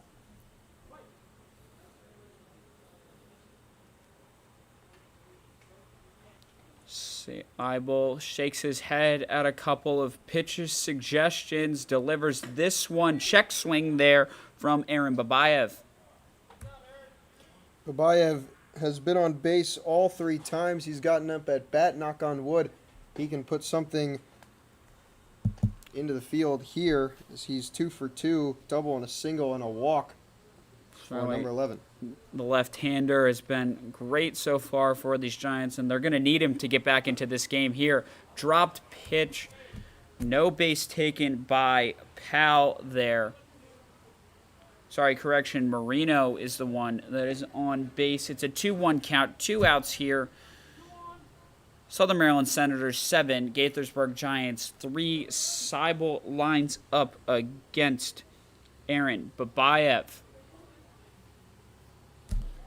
Delivers a pitch inside Babayev. Smart not to swing on it. It's a 3-1 count now. And after getting a pitch like that and taking it for a ball, you know Babayev is seeing the baseball well tonight. That one in the lower part of, just barely missing the lower part of the zone and wisely laying off of it. That pitch delivered as a strike from Seibel, and now there's a full count for Babayev at the plate. 2 outs, runner on first. It's Marino, the shortstop. Babayev with a chance to help chip away at the lead that the Senators have here. Pitches away, and he is behind him. And believe that was a called hit by pitch. Otherwise, Marino was looking to take third base. Now batting second baseman, Danny Orr. Sorry, 4 balls there. It looked like it might have tapped him behind. It was certainly an interesting. Marino, nonetheless, was looking around third. Wouldn't have been allowed to. Yeah, I think that one skipped in, and the umpire wanting the rosin bag moved off of the mound on the back side. Calls for a stop and play, and we get set again. Seems like the umps haven't exactly been on Seibel's side, not on strike calls, but on what he's doing up on the mound, taking his time. He's got his bag behind there. They're certainly on him about every little detail. Yeah, that's for certain, and it's kind of tough from a mental aspect to settle in after you're getting nitpicked for just trying to pitch. And a swing of the bat there. It's going to be out into the outfield. Danny Orr isn't able to get enough behind it. Carter Grion makes the catch as he has all night. Routinely, Senators escape a scoreless inning. Still 7-3. Senators up on the Giants as we're in the middle of the 6th. Stay tuned for more baseball here on the Gaithersburg Giants Network.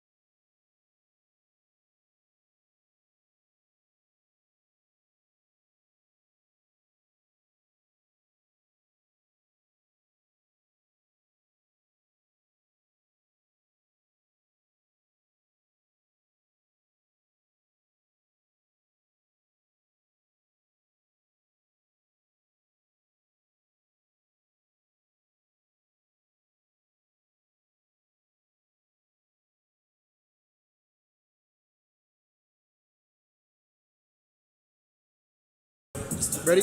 Yep. And back here in Waldorf, Maryland at Regency Furniture Stadium, the Cal Ripken Summer Collegiate League.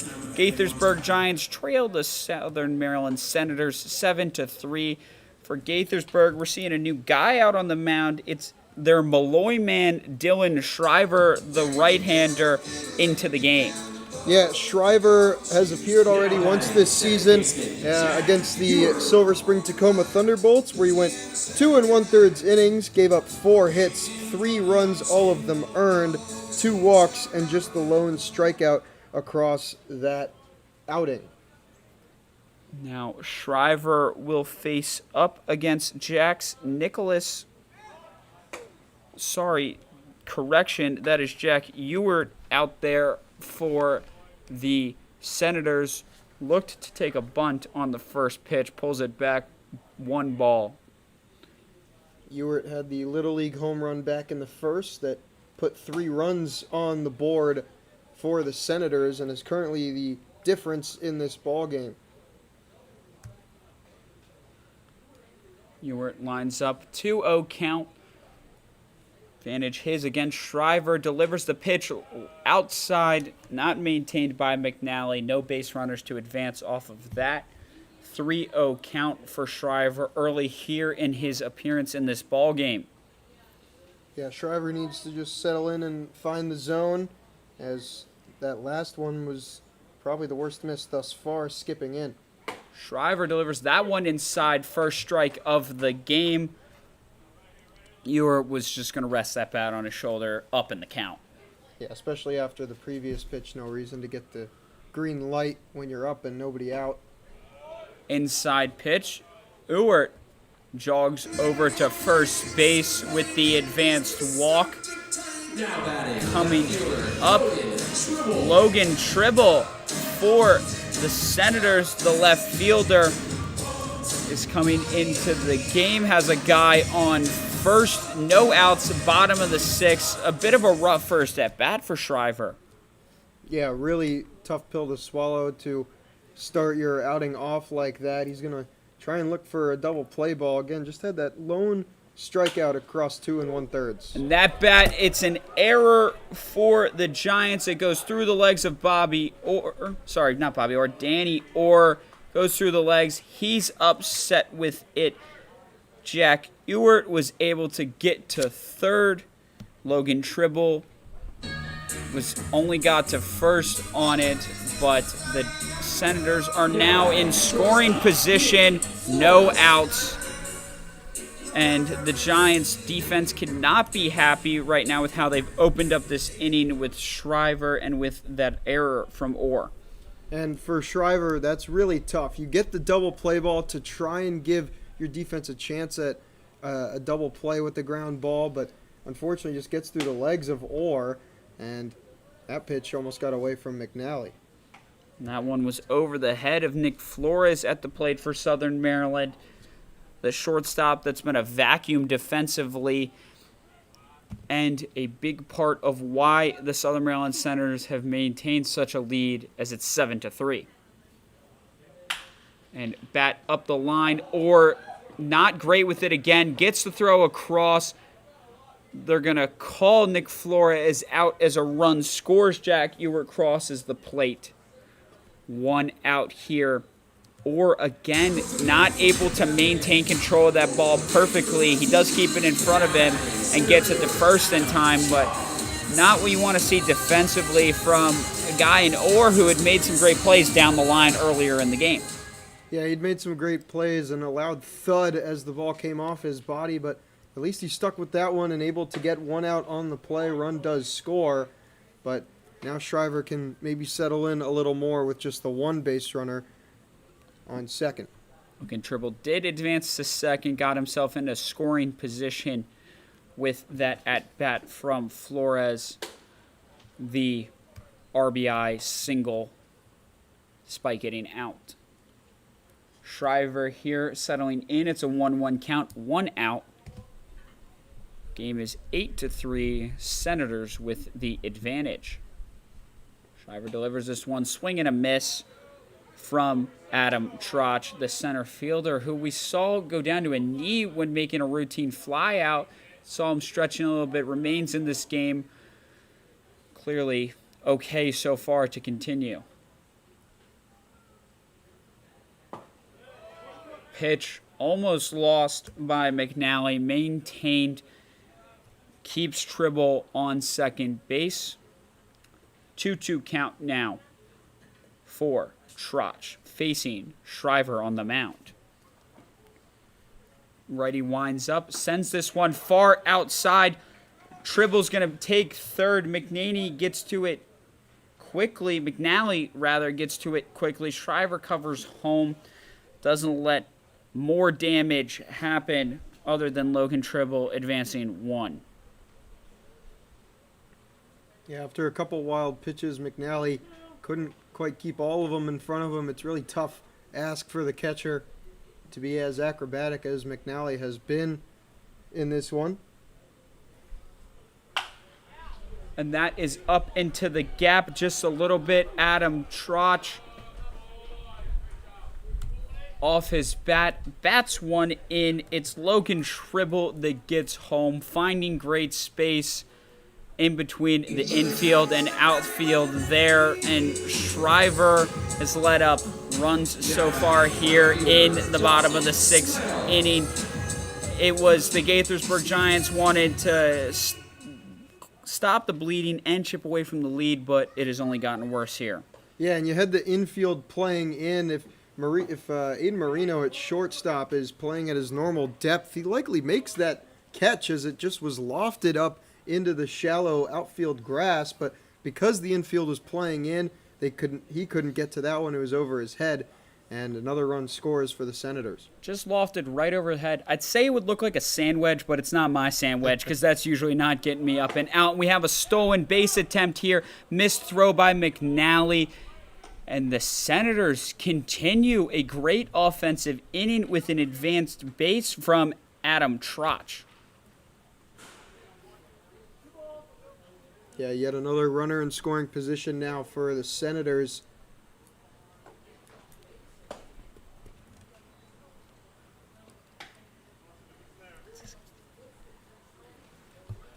Up here, it's a 3-0 count.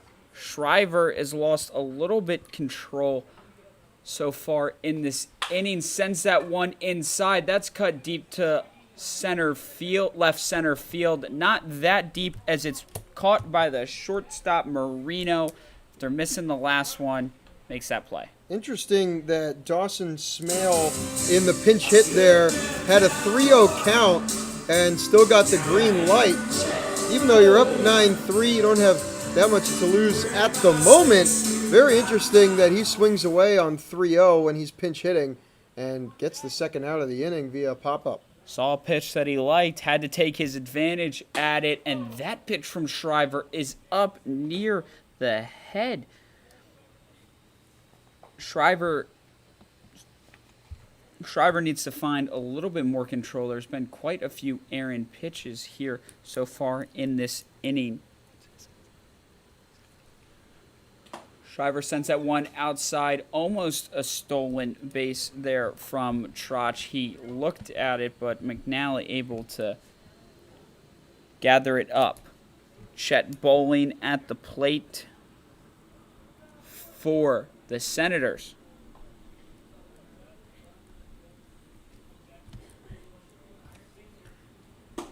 Delivered high inside, 3-0 count now. 2 outs here in the bottom of the 6th. Shriver getting a little bit of a talking to from his shortstop Marino, trying to boost his man's confidence here as they attempt to escape this inning without any more bleeding. Yeah, going to be interesting here to see if Bowling swings away as he's pinch hitting as well.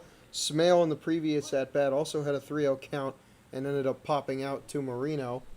After that talk, Marino takes a bit of a further back stance, almost standing in the grass, takes a step inside now. Shriver delivers it far outside, and Chet Bowling gets his choice of first base. Yeah, Chet Bowling will take that. The senior from Winthrop will now give way to Lucas Grantham making his first at-bat of this game. Lucas Grantham in at first base as well. Seen a little bit of some change-ups here as the Senators 6-run lead, maybe getting a look at some other different guys trying to find their depth here early in the season, as well as maintaining that lead. And so far, their offense has not slowed down quite yet. And Lucas Grantham there, his dugout was upset by that call. Oh, called ball. There was some chatter on the field, so there always is here in baseball. That's sent up. Good catch by Shriver. He flips it to his guy Rudstill on first, and this inning is now over. Senators scoring runs on the board. Now got 9 here in Waldorf. The Giants only have 3. That's the end of the 6th inning. Stay tuned. We got 3 more innings of action here from Southern Maryland on the Gaithersburg Giants Network.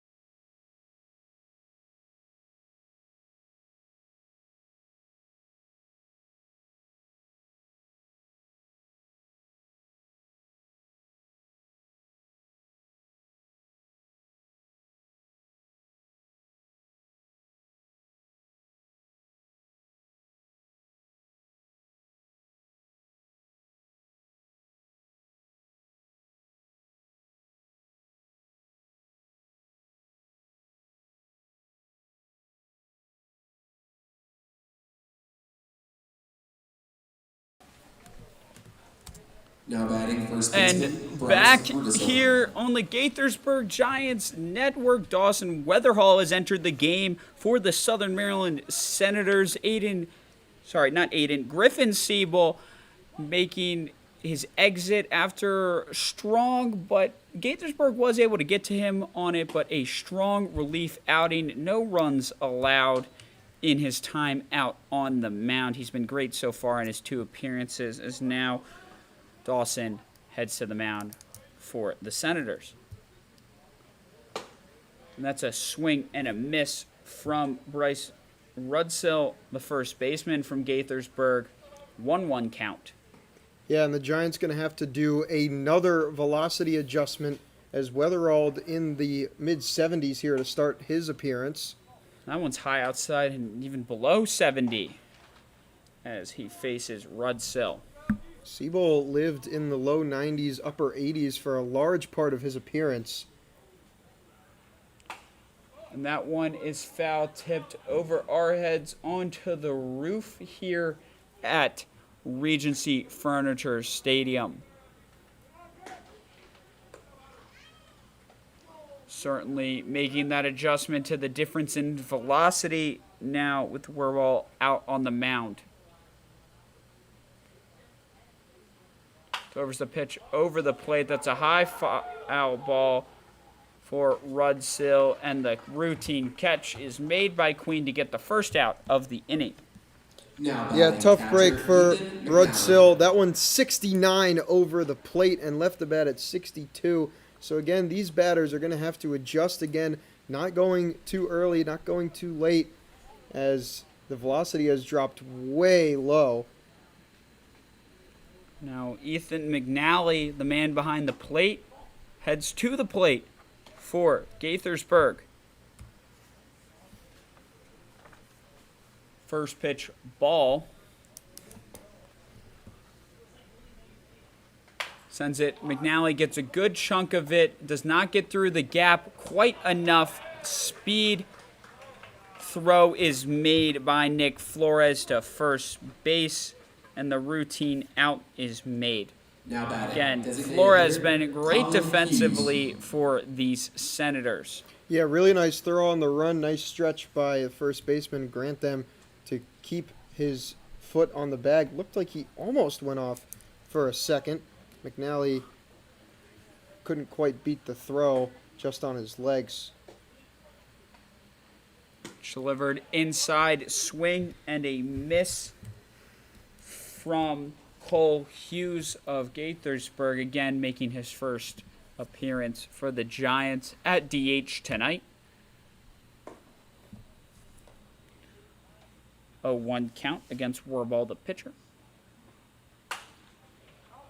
And that is chopped far out into left field. Hits off a fence and bounces down some stairs here in Waldorf. As Hughes trying to get something going. 2 outs here. 0-1 count. Nobody on base.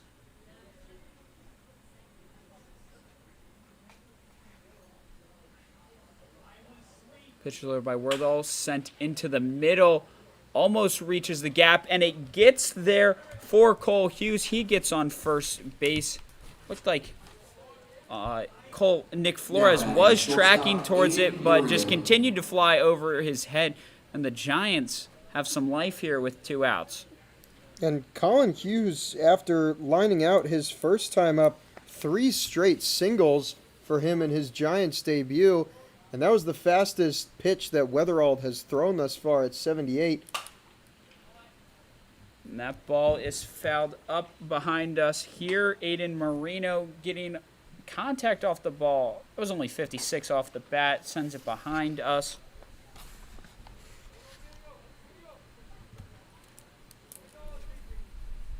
Two outs here. Man on first. It's Cole Hughes for the Giants. We're the ball on the mound for the Senators. 0-1 count. Delivers this one over the plate, but it's high. No call. 1-1 count for Aiden Marino, the shortstop. Marino, last time up to bat, faced bases loaded, got himself to a full count, but just a great defensive play made by Queen from the Senators that got them out of what could have been a game-tying jam at that point.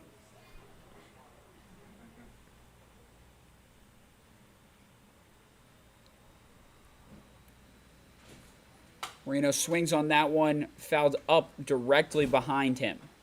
Great job by Marino to get at least a piece of that one, to live to see another pitch. Obviously, that one elevated at 77, not something that you want to swing at, so I'll try and look for a better one here.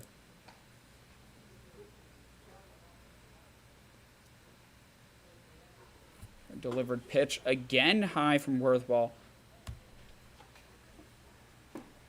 As Marino takes that one, gets himself into a 2-2 count. 2 outs here in the top of the 7th. The man on first is Collin Hughes for the Giants. Which comes in again high. Marino takes a second to collect himself away from the plate. Finds himself in a 3-2 count. 2 outs here. Fought himself back into this at bat, coming down with 2 outs. Base runner takes off, and that pitch is just too high. Yeah, that one seemingly clipped Marino a little bit. Umpire calling dead ball. Either way, it's another base runner for the Giants, and now a meeting with the pitching coach here with Weatherald struggling after he got 2 pretty easy outs to start his appearance, but now a single from Hughes and a walk to Marino. He seemingly almost had Marino guessing, but good job by Marino to fight off on that 1-2 pitch that was a little elevated and able to get 3 straight balls. One of them hit him to cause a little jam here for Michael Contigliano. Weatherald certainly had the advantage there in the at-bat. Takes time to reset with his team. Contigliano will have a chance. He's got 2 guys on base. This game is 9-3 with the Senators in the lead. Top of the 7th, 2 outs. The man on second is Hughes. The man on first is Molino.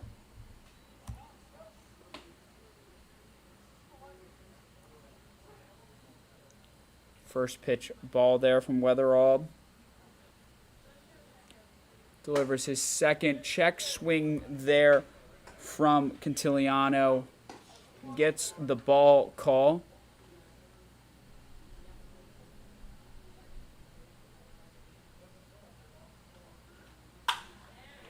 Takes a rip at that one. That's high into the middle infield. And the catch is made by Nick Flores to help his guy Weatherald get out of the jam with 2 guys on base. The Giants have left quite a few base runners on here, trying to get back in this game. They've had the base runner traffic. They just have not had the power to get them home. And with that, we will take a short break in the middle of the 7th inning. Stay with us as the Southern Maryland Senators lead the Gaithersburg Giants 9-3.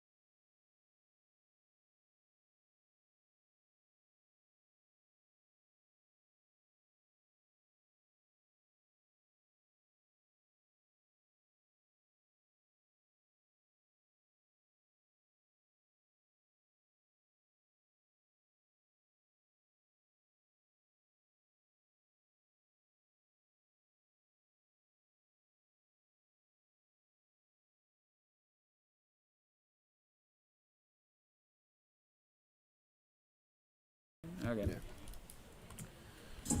And back here in Waldorf at Regency Furniture Stadium, the Gaithersburg Giants are down 9-3 to the Senators. They've made a change again in pitching. It's Alex Angelitis, the 5'8 righty, is now out on the mound for Gaithersburg as he comes to face Jax Nicholas, the catcher for the Senators. Sends that one a little bit inside. Called ball for his first pitch of the game. Yeah, McNally a little confused, gave a little hesitation how that was not a called strike. Certainly looked close to the plate. That one put over the plate. Jax gets a crack of the bat on it. It's sent to first for the easy play by Rudsill, making that routine catch. Nice bounce back by Angelitis. Doesn't get the call necessarily on pitch 1. Pitch 2, nice ground ball pitch to officially get out number 1. He does have 1 appearance thus far, 1 1/3 inning, giving up 1 hit, 4 runs, 2 of them earned, 2 walks, and a strikeout. Now Cadiz Queen for the Senators takes ball 1.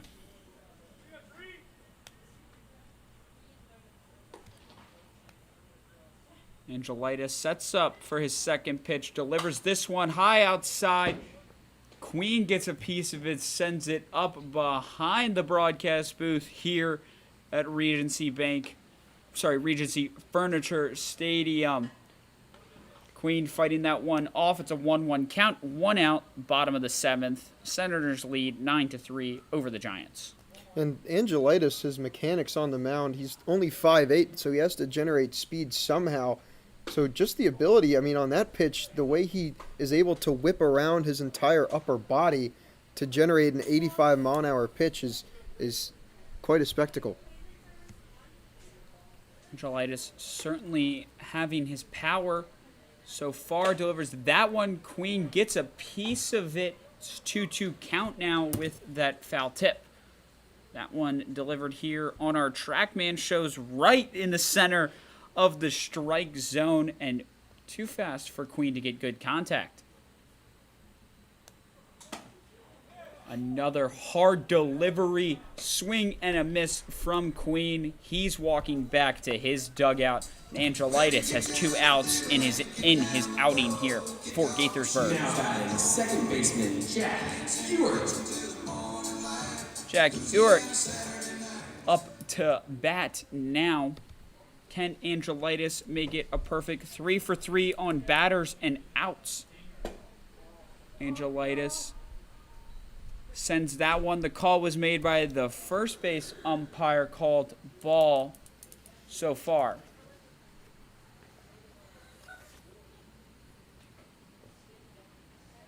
Angelitis delivers this one. Foul tip by Ewart. Takes a second outside of the box. Not happy with that one. Top right of the zone. Could not get the contact he was looking for. Sends it right into the foul dirt. So, if you can believe it, the strikeout of Querice Queen moments ago is actually the first Giants pitching punch-out of this game. Certainly difficult pitching to open the game, as we saw such a high-scoring first inning for the Senators. Now Angelitis showing the first sign of promise from the staff. As I say that one, he sends one high and into the face of Nick Flores. Sorry, not Nick Flores, that's Jax Nicholas.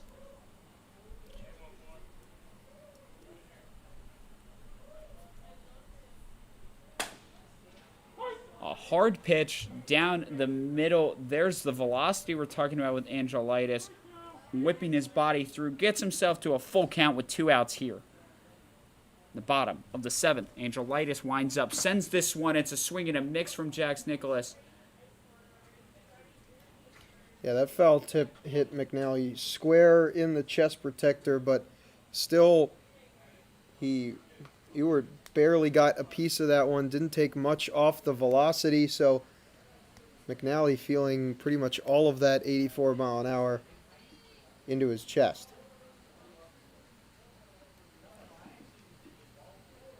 Nicholas stays alive with that foul tip as it remains full count. 2 outs here, bottom of the 7th. Angelitis sets for his pitch, delivers this one outside. Jax Nicholas gets contact of it. Looks like it's going to end up in the stands. Bryce Rudsill was ready to make a diving catch, but 4 rows up, he's not going to get there.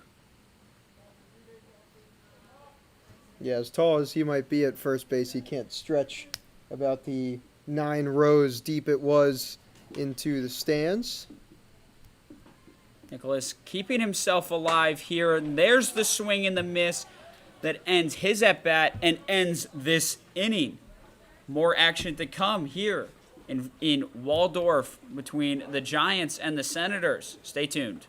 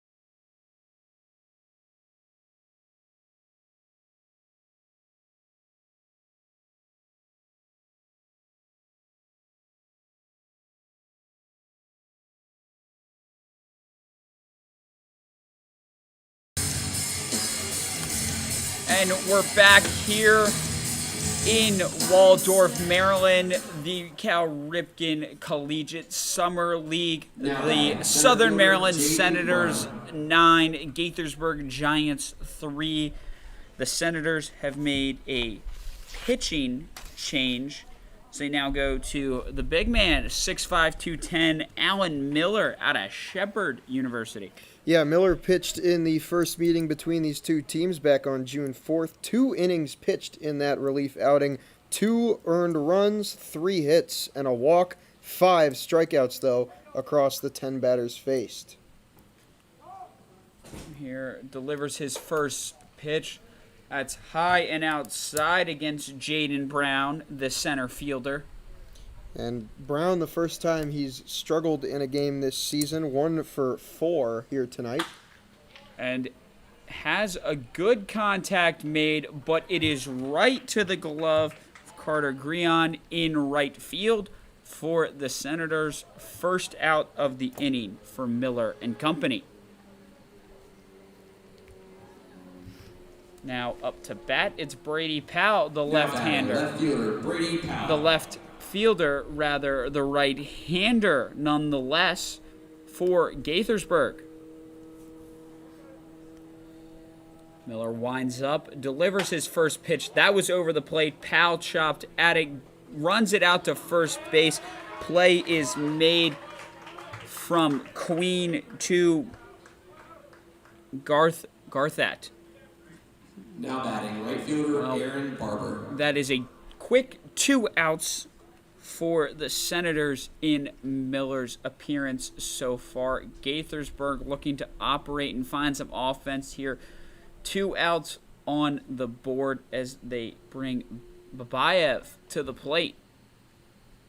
Babayev watches first strike over the plate. 2 outs here.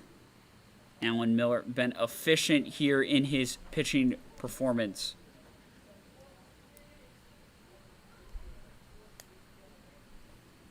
Sends this one slightly inside on Babayev. Called ball. Yeah, called the ball, and you saw the hesitation from Jax Nichols behind the dish for the Senators. He couldn't believe how that one was called a ball, and TrackMan it clipped the bottom part of the zone. Miller sends that one high. No question there from Jax Nicholas on the ball or strike call. Now Babayev gets ready in his stance. Miller delivers, sends that one far out in the left corner. No question. Again, 3 balls, 1 strike, 2 outs, top of the 8th. It's Miller on the mound. It's Babayev, the lefty behind the plate. Check swing. That one's called ball. He didn't go through it. He's headed to first. Babayev now batting, second baseman, giving the Giants a base runner with 2 outs on the board in the top of the 8th. If the Giants want to get back in this game, the offense is going to have to get going here in this top of the 8th inning. Yeah, they've had a lot of runners left on base. Danny Orr, who's had a lot of big contact in this one, as he is he's 0 for 3 in his last 3 at-bats, but before that, to start the game, he had a double and an RBI single. There makes foul contact that hits the backstop wall, or with a couple defensive mistakes for the Giants so far, has a chance to make up for his defense with his offense. 0-2 count, 2 outs in the top of the 8th. It's Babayev that's on first. Here's Miller, delivers to Orr. It's outside. Orr not getting fooled despite being down in the count, being forced to reach out at a clear ball.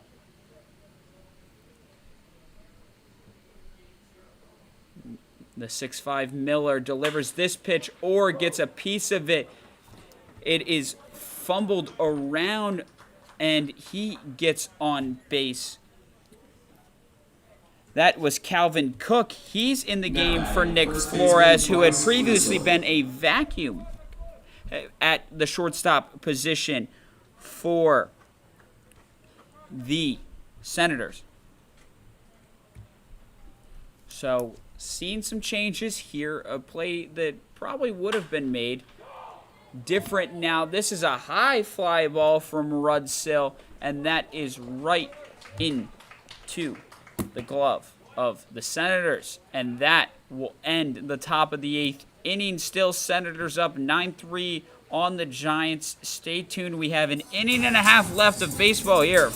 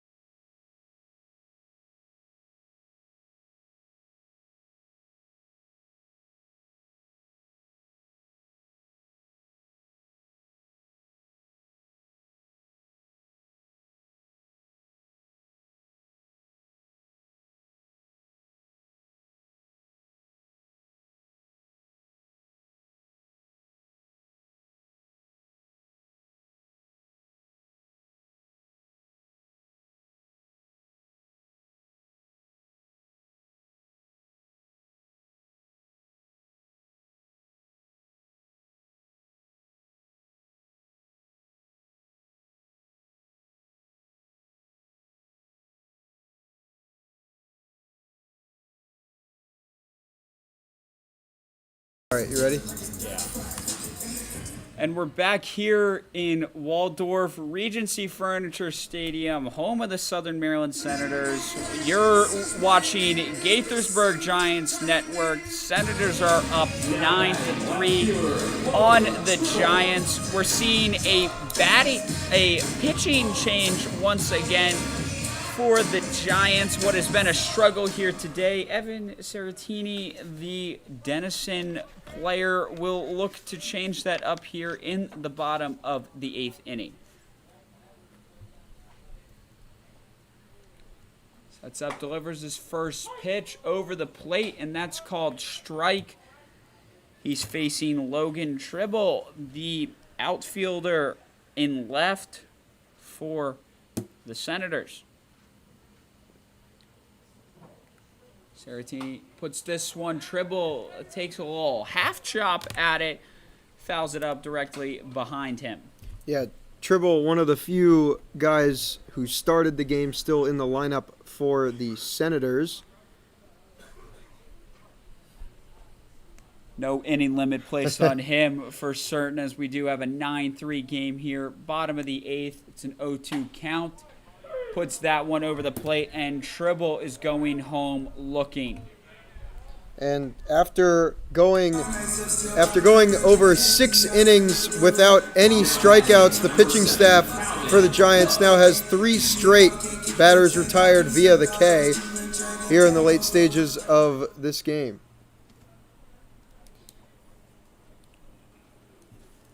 Now, Saratini looks to continue hot from the pitching staff.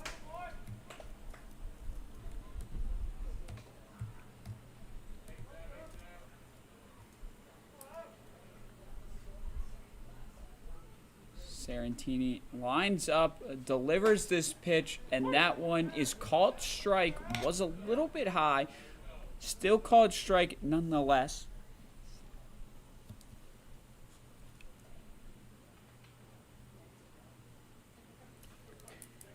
It's Calvin Cook up at the plate for the Senators. Saratini puts this one in the dirt at Cook's feet.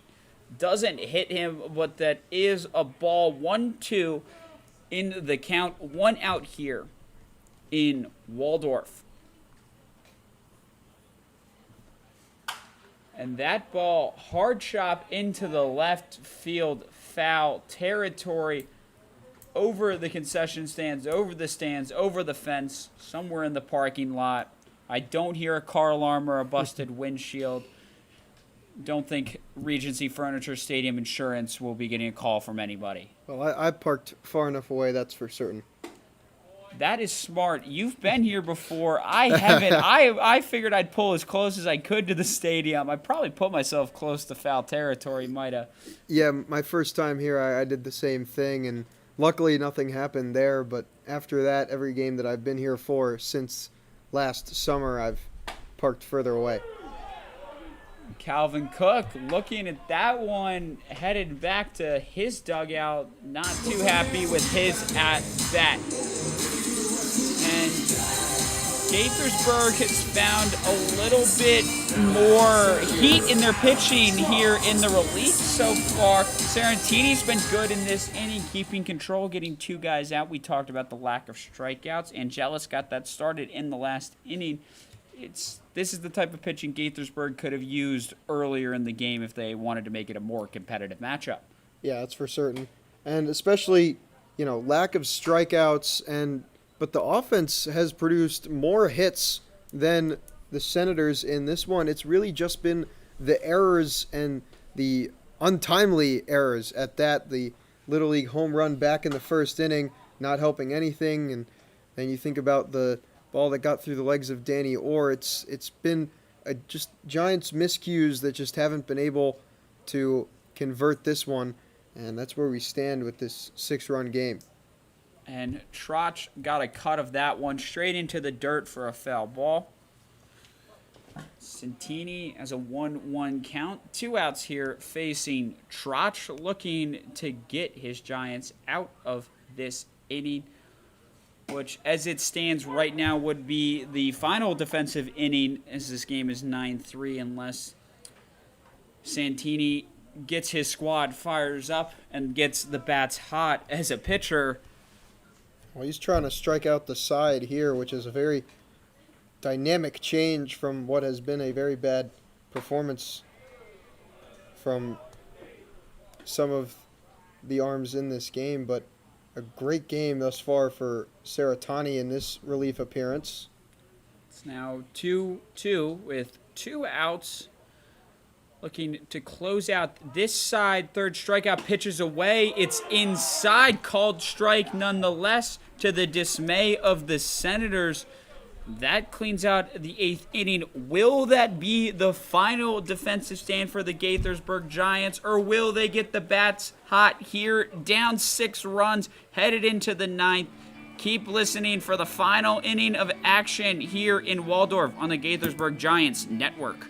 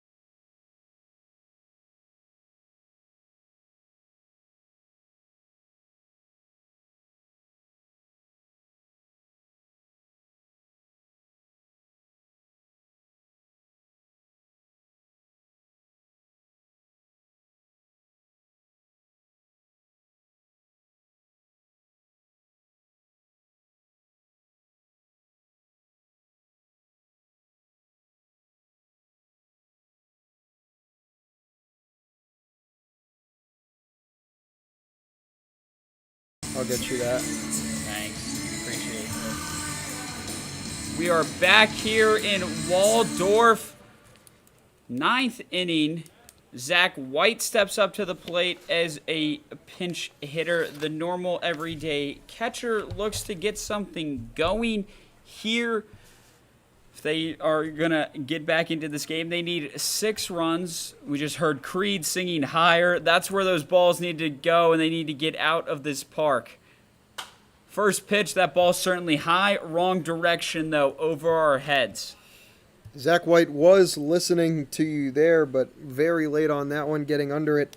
White thus far at a .300 average, appeared in 3 games, has 2 walks as well to his name. Miller still on the mound for the Senators. Puts that one in the dirt. 1-1 count here for White. Ball over home plate, but too high for the strike zone. 89. It's a 2-1 count.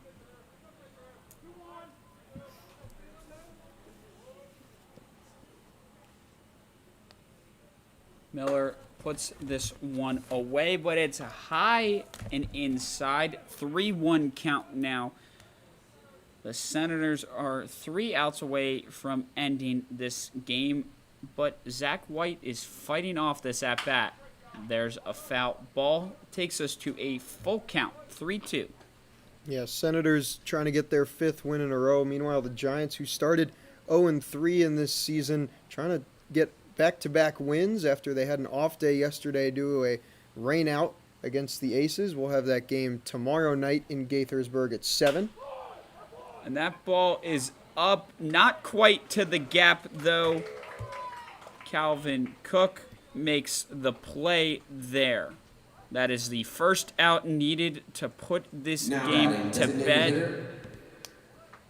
Collin Hughes stepping up what has been a productive debut for the Gaithersburg Giants, despite where his team sits in the game. Certainly a weapon that to watch out for with Gaithersburg. He's gotten on base almost every time he's been up at bat. Yeah, as you mentioned, 3 for 4, 3 singles for him. And he'll look to get some more reps as we continue into this season here. Interested to see where he'll play. We're learning of Collin Hughes today, just like you are at home. He's not quite listed for a position yet on our roster. So looks like he will be playing catcher. It's been updated when we looked this morning, and he sends that one deep into center, but it died off, and it's being tracked down by Trotch. But Hughes, we mentioned, was not on the roster when we were looking this morning. Brady Ruiz-Weiss now stepping up to the plate as a pinch hitter as well for Gaithersburg.